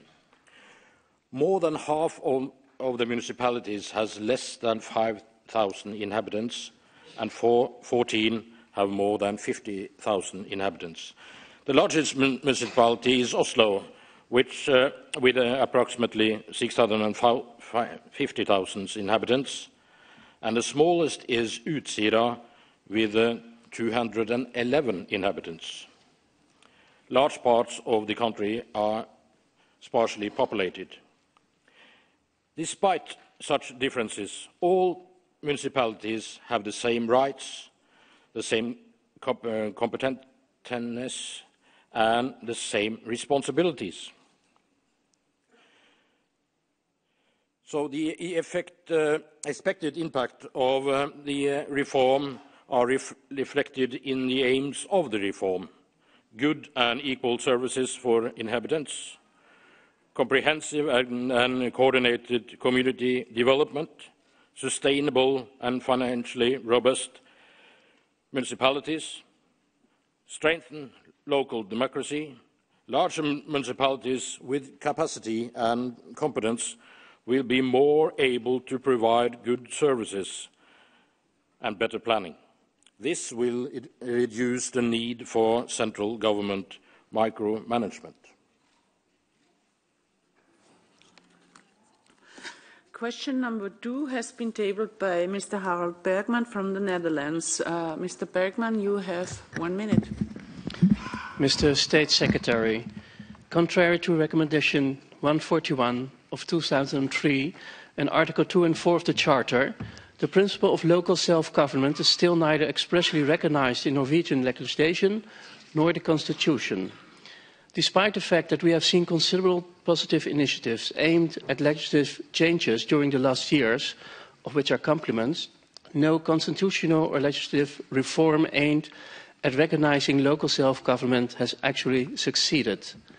Bearing in mind the current reform process, what are the perspectives for the concept of local self-government to be recognized in Norway's constitution and/or legislation? Thank you. Please, would you like to answer? Thank you. A proposal on the constitutional right to local democracy was rejected in the Parliament in 2012, but has now been reintroduced in the Parliament. At the present, 3 different proposals for constitutional amendments of the municipal autonomy and local democracy have been submitted to the Parliament. I hope it will be possible to reach a constitutional majority to expressly enshrining the principle of local self-government or local democracy in our constitution. However, the outcome of these proposals is up to the Parliament. They are out of the hands of the government. Then we come to question number 3, has been tabled by Mrs. Irene Loisidou from Cyprus. Mrs. Loisidou, you have the floor for 1 minute.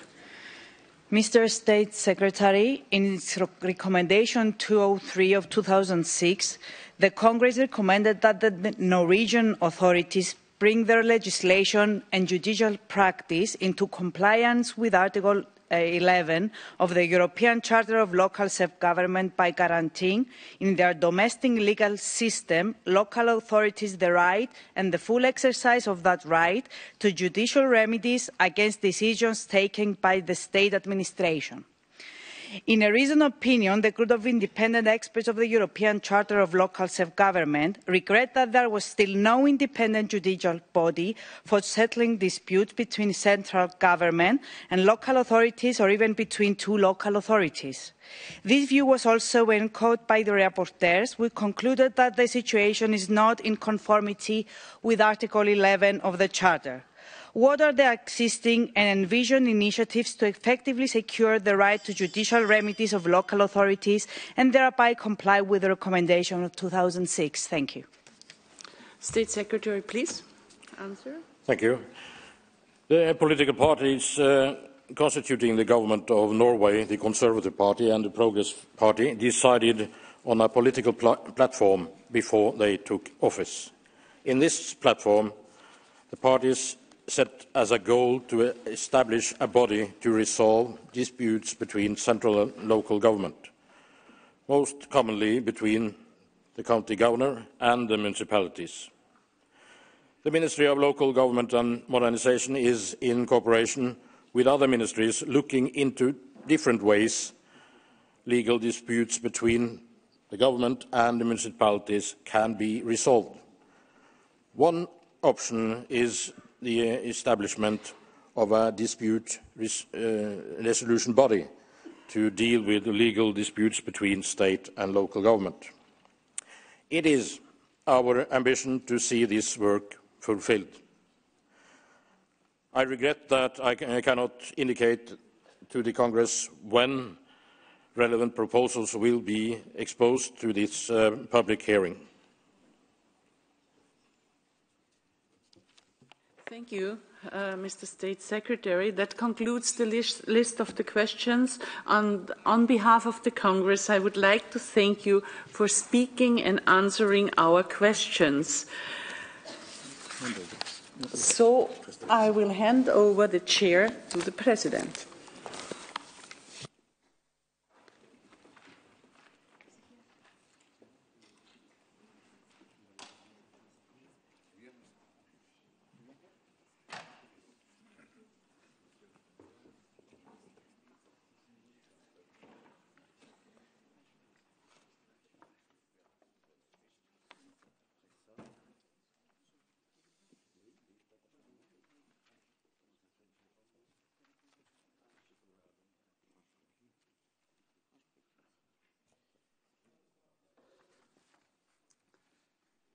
Nous reprenons la séance avec un nouveau rapport sur les critères pour se présenter aux élections locales et régionales.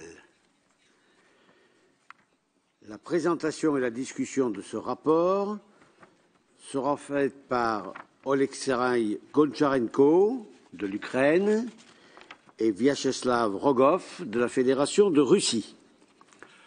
Ce rapport est accompagné d'un projet de résolution et d'un projet de recommandation. M. Goncharenko et M. Rogov vont d'abord vous présenter leur rapport. Ils disposeront de 12 minutes à répartir entre eux à leur convenance. On m'a dit de donner la parole à M. Goncharenko en premier. Vous avez la... Non, M. Rogov? Pardon, M. Rogov. Ce n'est pas ce qui était marqué sur mon papier, mais c'est ce que vous voulez, vous. Pas de problème.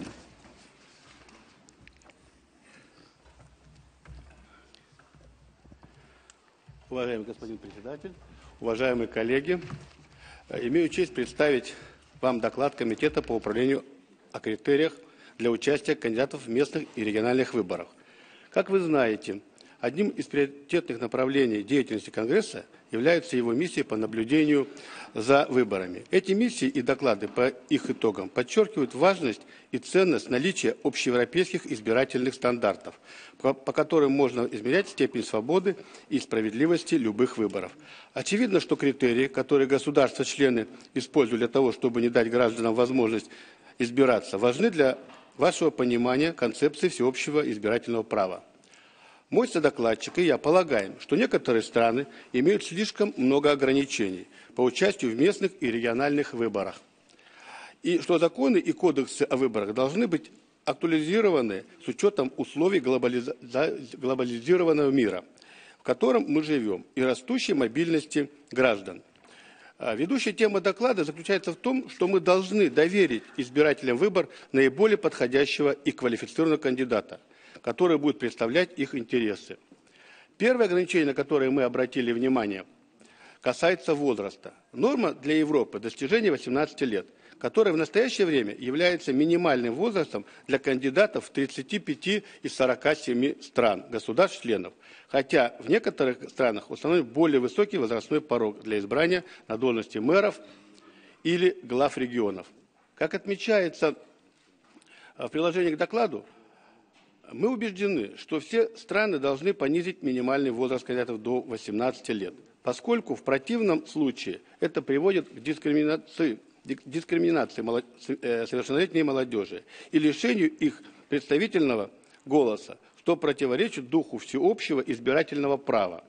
В качестве докладчиков мы полагаем, что требование достижения возраста зрелости для кандидатов должно определяться избирателями, и что недопустима дискриминация совершеннолетних молодых людей.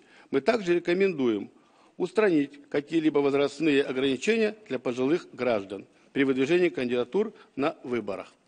В отношении места жительства и национального гражданства, как вы можете узнать из доклада, имеется широкий спектр требований по всей Европе. Полагаем, что во многих государствах-членах необходимо проделать еще много работы для того, чтобы улучшить избирательные права иностранных граждан на местном и региональном уровнях, признавая, естественно, то, что государства-члены в силу структурных и исторических причин имеют различные требования в отношении национального гражданства и места жительства. Конгресс считает, что избирательные нормы должны идти в ногу с изменениями в обществе и, в частности, с увеличением числа граждан, которые изменяют место жительства и работы на постоянной основе в других странах. Судимость или банкротство являются другим фактором, которые могут воспрепятствовать выдвижению кандидатуры на выборах. В нескольких странах существует автоматическое отстранение от участия в выборах тех граждан, которые были привлечены к уголовной ответственности за нарушение законодательства о выборах. А в некоторых странах такое отстранение от участия в выборах распространяется на лиц, осужденных за правонарушения, связанные с осуществлением властных полномочий на местном или региональных уровнях. Мы рекомендуем, чтобы решение о лишении права участвовать в выборах при наличии судимости принималось в каждом конкретном случае на индивидуальной основе и с учетом принципа, что такое лишение права участвовать в выборах сохраняется лишь в течение ограниченного периода времени и в зависимости от серьезности совершенного преступления. Все государства члены имеют перечень должностей, которые рассматриваются как несовместимые с правом занимать выбранные должности на местном и региональном уровнях. Конечно, эти решения принимаются по усмотрению государств-членов. И опять же, существуют исторические и культурные причины для этих исключений и вполне обоснованные опасения по поводу возможных конфликтов интересов. Тем не менее, есть наиболее подходящий и менее дискриминирующий способ, который применяется в ряде стран для того, чтобы управлять возможными конфликтами интересов между должностными полномочиями. Он заключается в том, чтобы позволить всем кандидатам принимать участие в выборах. При том понимании, что лица, осуществляющие деятельность, несовместимую с должностью, на которой они баллотируются, незамедлительно прекращают соответствующую деятельность в случае избрания. Мы поддерживаем использование гендерных квот, особенно в выборах по партийным спискам, как способа предоставления женщинам шанс выйти на политическую арену и обеспечить им равные возможности в области, которые традиционно предназначались для мужчин. Мы обнаружили только 7 стран и несколько регионов в Германии, в которых не требуются какие-либо подписи в поддержку кандидата или финансовые депозиты. Во всех других странах имеются различные виды требований. Существует стандартная практика, согласно которой независимые кандидаты должны иметь подписи в свою поддержку. Это может быть эффективным способом для того, чтобы гарантировать, что в выборах участвуют только серьезные кандидаты. Тем не менее, важно, чтобы количество требуемых подписей в поддержку кандидатов не было недостижимо велико. В нескольких странах нужен финансовый депозит для участия кандидатов в выборах. Там, где это происходит, важно, чтобы сумма взноса не была настолько значительной, чтобы привести к исключению некоторой части населения из избирательного процесса. Демократия существует не только для богатых. Поэтому мы приходим к заключению о том, что в то время, как имеются значительные различия в практике разных стран, формируется консенсус в отношении того, что представляет собой надлежащая практика. Ряд стран адаптировали свои законодательства с учетом последних тенденций возрастания социальной мобильности, однако другие страны сохраняют ограничительную практику, которая представляется все более несоответствующей реалиям современной эпохи. Жизнеспособность любой демократии зависит от ее способности адаптироваться к социальным реалиям. И в этом отношении имеется серьезный аргумент в пользу того, чтобы Совет Европы взял на себя инициативу по установлению в качестве рекомендации минимальных стандартов и надлежащей практики в отношении возможности выдвижения кандидатур на выборах. Именно поэтому мы обращаемся к Венецианской комиссии с просьбой разработать совместно с Конгрессом дополнение к Кодексу надлежащей практики в отношении критериев участия кандидатов в выборах на местном и региональных уровнях. Благодарю за внимание. Сейчас мой содокладчик Алексей Гончаренко представит вашему вниманию проект и рекомендации и резолюцию. Merci. La parole est à Monsieur Goncharенко. Dear colleagues. Dear colleagues, the right to stand for election, whether at local, regional or national level, is a fundamental principle of any democracy. It is important, therefore, that this right is carefully and clearly defined, especially when it comes to any limitations that are imposed on it. Democracy needs to constantly renew itself and adapt to new circumstances and the social and political development of the societies that practice it. But it will always remain founded on the principle of free and fair elections. The Congress has a special role in Europe as an international observer of local and regional elections. This important work enables us to identify some of the issues that required further attention when it comes to organising elections. One of these issues concerns the laws regulations in a member state concerning who can run for political office at local and regional levels. Our main proposal today is to supplement the Venice Commission's Code of Good Practice in electoral matters with a text dealing specifically with these conditions of eligibility to stand for election. I should take the opportunity to pay tribute to the work of the Venice Commission. We have worked closely with them and also with the related body, the Council for Democratic Elections, in the preparation of this report. Thanks are also due to Mr. Alain Delcamp, the new Special Representative of the Congress for Constitutional Issues, who has presented our drafts at several meetings in Venice and has himself been a major contributor to this report. In the draft recommendation, the first condition that we address is the age at which a person can stand for election. As said my co-rapporteur, the age of candidacy is already 18 years in 35 out of our 47 member states. It's clear that this is the European norm. However, several countries apply stricter standards, particularly for the elections of mayors.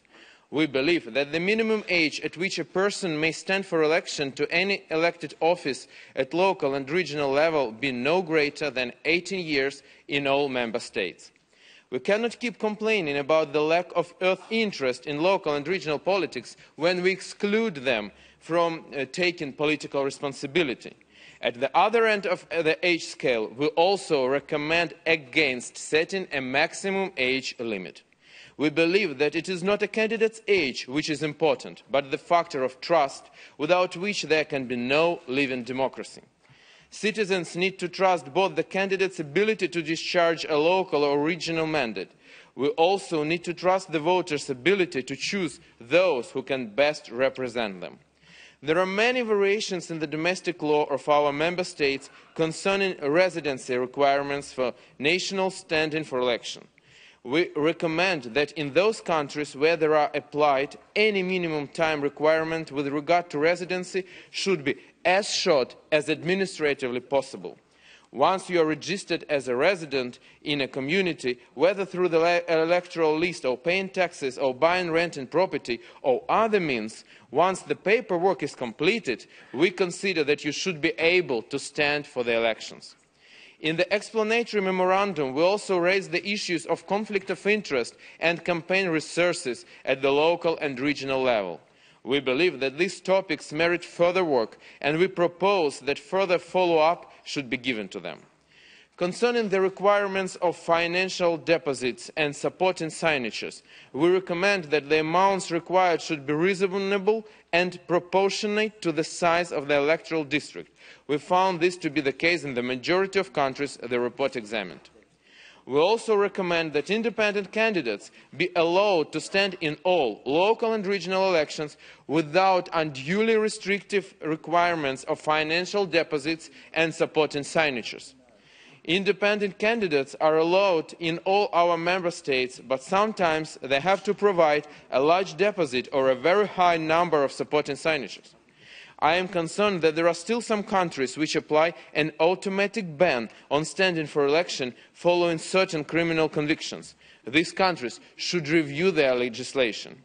It would be better for any decision of ineligibility requires a specific judicial decision of limited duration and proportionate to the seriousness of the offence committed, to bring their domestic law in line with the case law of the European Court of Human Rights. It is interesting to see the variety of different functions that countries have decided are incompatible with elected office. While it is clear that some of these functions could lead to conflict of interest, I suggest that it is unfair and discriminatory to expect these people to resign from their employment before standing for elections.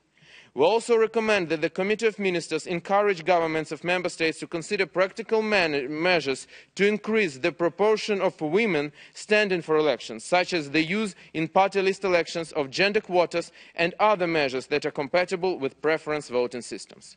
Finally, while we acknowledge that it is natural that member states, for cultural and historic reasons, have different nationality and residency requirements, the Congress believes that electoral regulations need to keep pace with the changes in society and, in particular, the increasing number of citizens who are relocated to live and work on a permanent basis in other countries.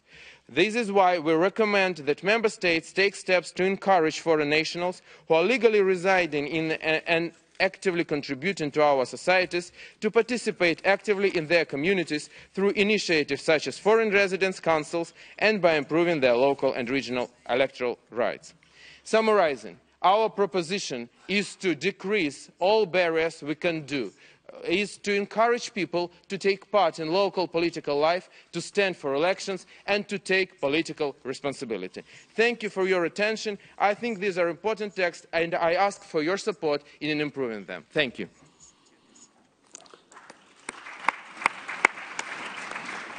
Merci à nos deux co-rapporteurs.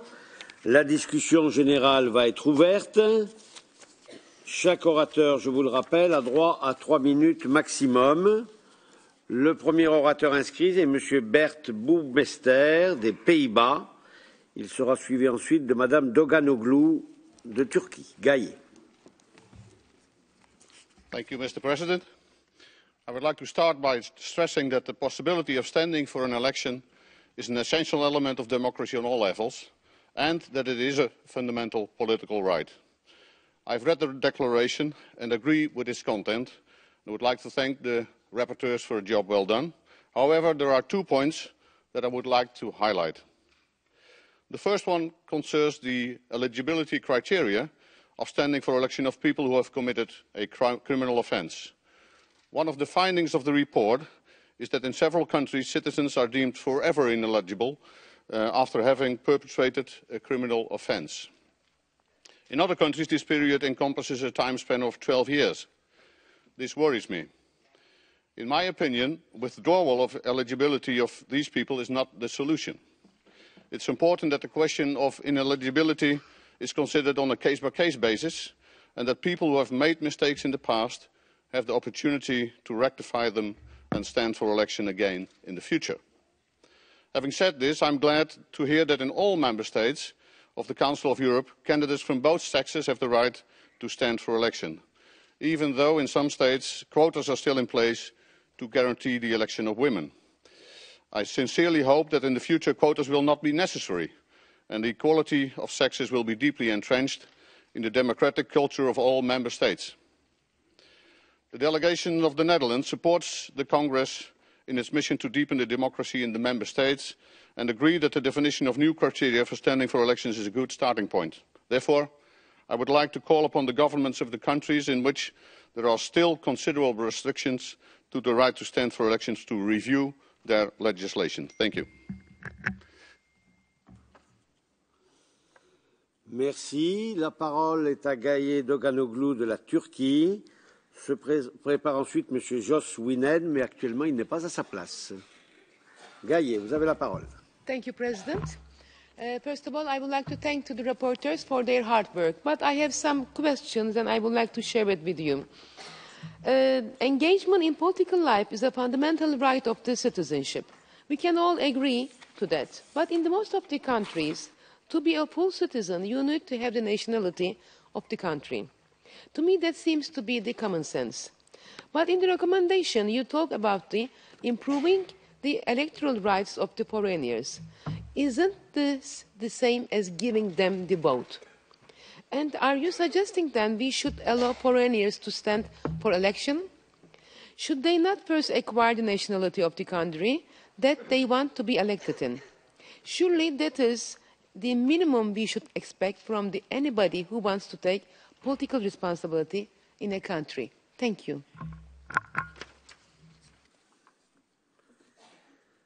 Merci. Jos WIENEN n'est pas là. Alors je demande la parole pour M. Marco Monesi d'Italie. Il est là.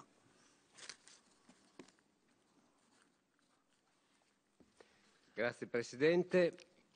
Ma io per 10 anni da sindaco mi sono occupato direttamente di pari opportunità e quindi qua vorrei riproporre, come dire, da praticante, non tanto da esperto, questo tema, perché mi pare che nella risoluzione, nella raccomandazione sia stato un po' debole, nel senso noi qua adottiamo il criterio del 30% per i membri di questo congresso, mentre nella risoluzione, raccomandazione, lo si indica come un criterio ma non lo si raccomanda, quindi io, come dire, mi sarei aspettato un po' di più, mi sarei aspettato più energia nell'andare ad indicare nella risoluzione il fatto che si raccomanda agli Stati membri di adottare questo criterio e non lo si lascia così troppo nel generico, quindi chiederei più energia nel far sì che le quote del 30% siano praticate da tutti gli Stati membri. Noi in Italia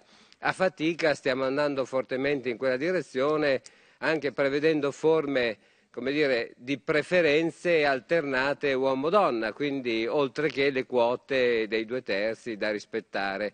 Abbiamo scritto questo articolo anche nella nostra Costituzione da qualche anno, quindi credo che sia importante che via via gli Stati membri che aderiscono a questo consesso si ispirino a questo criterio. Grazie. Merci. La liste des orateurs est épuisée. On va donner donc la parole à nos deux co-rapporteurs. Monsieur Goncharenko, vous avez la parole pour répondre. Monsieur Rogoff après. Thank you. Thank you very much. Thank you for the questions and for their interest to the report. First of all, I would like to answer about women participation. We agree that a lot more needs to be done in order to increase women's participation. That is why our Current Affairs Committee is preparing a report. The item is women's participation in political life at local and regional levels, good practices in member states and Congress action. So we think it is better to focus on this issue in a separate report. This will send a stronger message. When we are talking about nationality, the question from our colleague from Turkey, we are well aware that people are becoming more and more mobile. More and more people are living and working temporarily in other countries. In some countries in the Schengen area, non-nationals can already stand for elections at local level if they are nationals of other country which is member of Schengen agreement. We encourage member states to allow non-nationals to be allowed to vote in local elections as a first step, but few member states have ratified the Council of Europe Treaty number 144 on the participation of foreigners in public life at local level. However, I agree that to stand for election, it is reasonable to expect a person to be a citizen of the country in which he wants to take part in political life. Thanks. Et Monsieur Rogoff, vous avez vous aussi 3 minutes. Спасибо, господин председатель. Я бы тоже хотел несколько слов сказать тем, кто задал вопрос. И это прежде всего касается квот. И как мой коллега упомянул, то в более другом готовимся докладе, где мы можем уже рекомендовать механизмы внедрения. Просто в нашем докладе мы говорим о проблеме, которая существует. И еще один вопрос был задан. Значит, он касается возрастного ценза. Поэтому мы полностью согласны с необходимостью привлекать молодых людей все больше в политику и снизить возрастной ценз. Наша политика заключается в продвижении шаг за шагом. На данный момент мы считаем, что более важно сосредоточиться на тех странах, которые имеют более высокий возраст для участия в выборах, таких как 21 или 25 лет. Очень важно, что когда все больше и больше стран снизят возрастной ценз до 16 лет, придет время, когда мы сможем порекомендовать снизить возраст для участия в выборах также до 16 лет. В этом принципиальная позиция докладчиков и экспертов. И также мне хотелось поблагодарить экспертную группу, поблагодарить секретариат нашего комитета в помощи подготовки этого доклада, который был сегодня представлен на ваше принятие. Спасибо. Ah, Monsieur le co-rapporteur redemande la parole. Oui, merci beaucoup, Monsieur le Président. I just want to answer to our Dutch colleague, Mr. Burmester, for his question. Thank you very much for it. We agree with you that we need to influence countries to change the legislation, that what you told, it is really an issue. Thank you very much.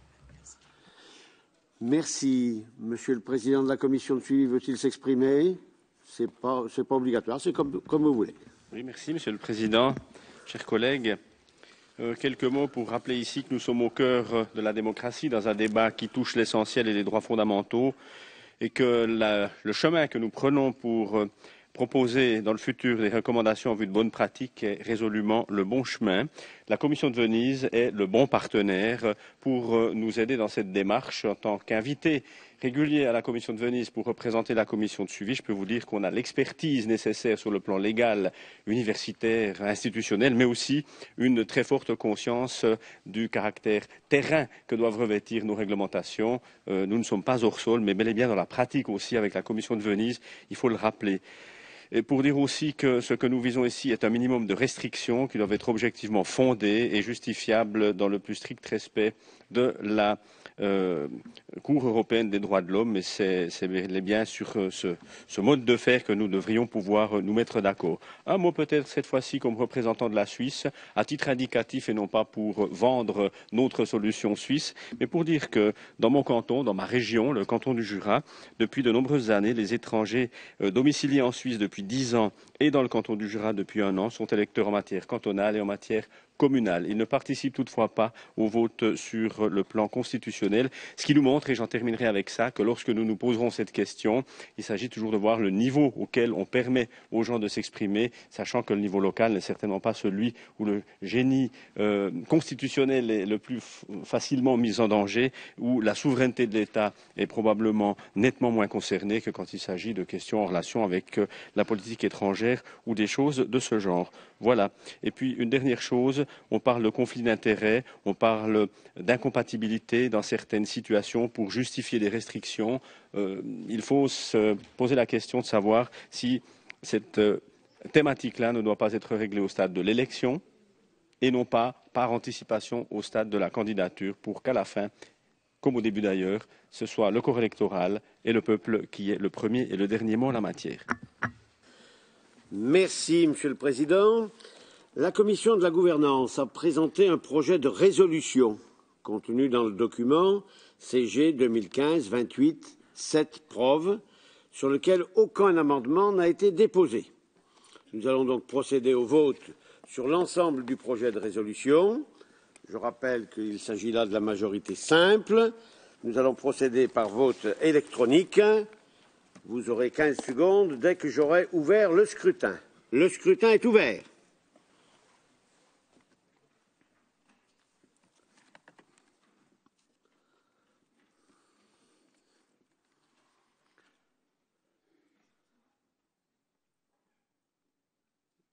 Le scrutin est clos. Je demande l'affichage. 55 pour, 2 contre et 0 abstention. Le projet de résolution est donc adopté. Merci à messieurs les rapporteurs. Ah pardon, c'est pas fini. Il y a la recommandation. J'avais été trop vite. La Commission a aussi présenté un projet de recommandation contenu dans le même document sur lequel aucun amendement non plus n'a été déposé. Nous allons donc procéder au vote sur l'ensemble du projet de recommandation avec là une majorité des 2/3. Nous procédons par vote électronique. Le scrutin est ouvert.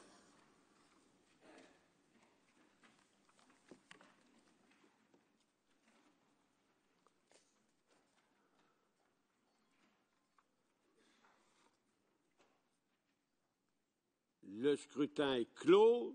Je demande l'affichage.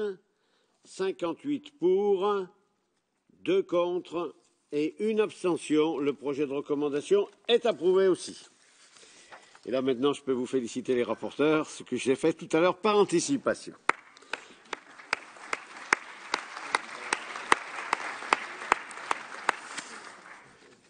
Chers collègues, nous allons maintenant clore cette 28e session.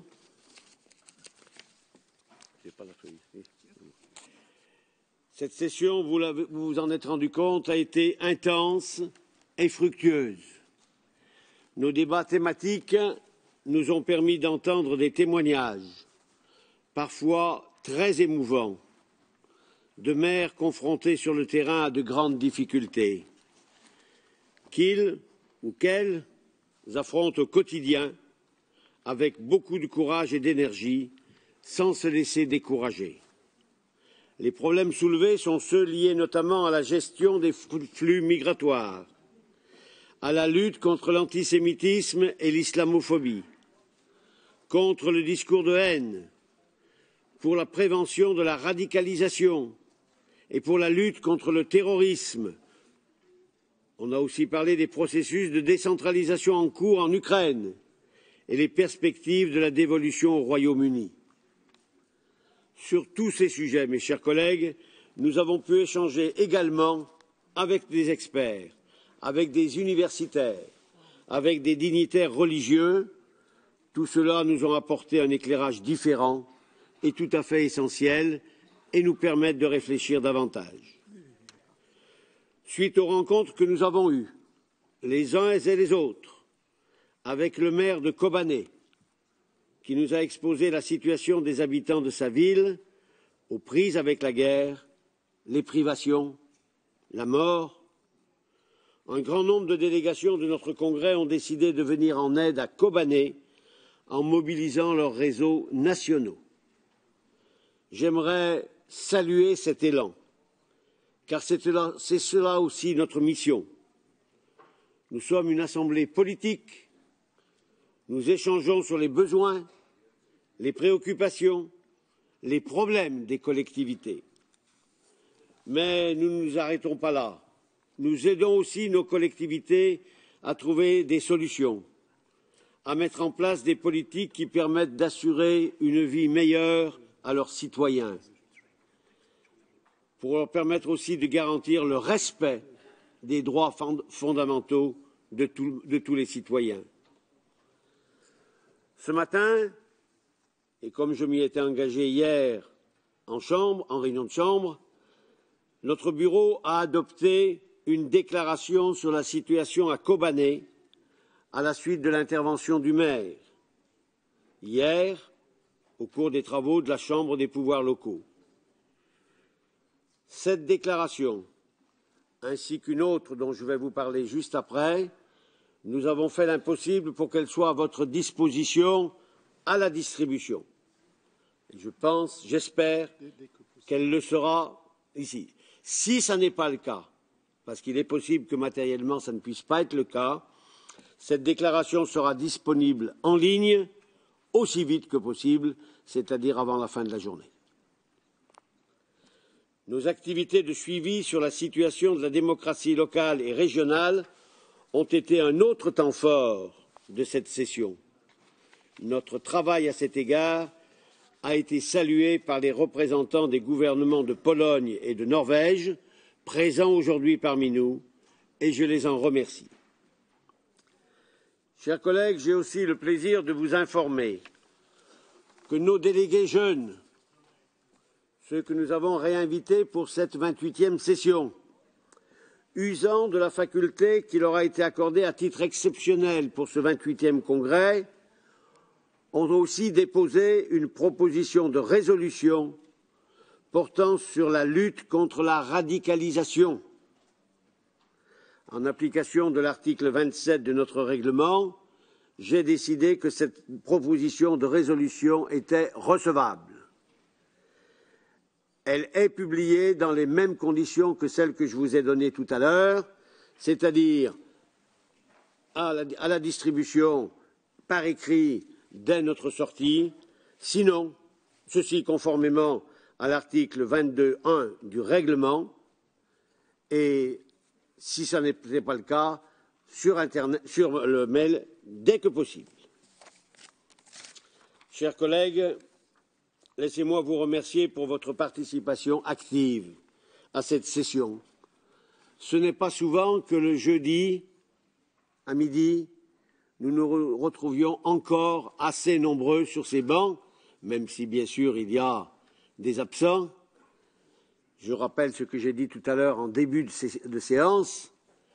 Rappelons-nous chacun, et je ne le dis pas pour vous, vous êtes là, mais je le dis pour ceux qui ne sont pas là, à qui vous pourrez le dire, que la session dure 3 jours et pas simplement 2. Merci en tout cas. Je vous donne rendez-vous en octobre prochain pour notre 29e session. Je vous souhaite un bon travail lorsque vous serez de retour dans vos collectivités respectives. Et avant de déclarer close définitivement cette 28e session du Congrès, je vous informe que la prochaine session aura lieu la 29e, se tiendra ici à Strasbourg du 20 au 22 octobre prochain. Et je vous invite tous à vous lever pour notre hymne européen.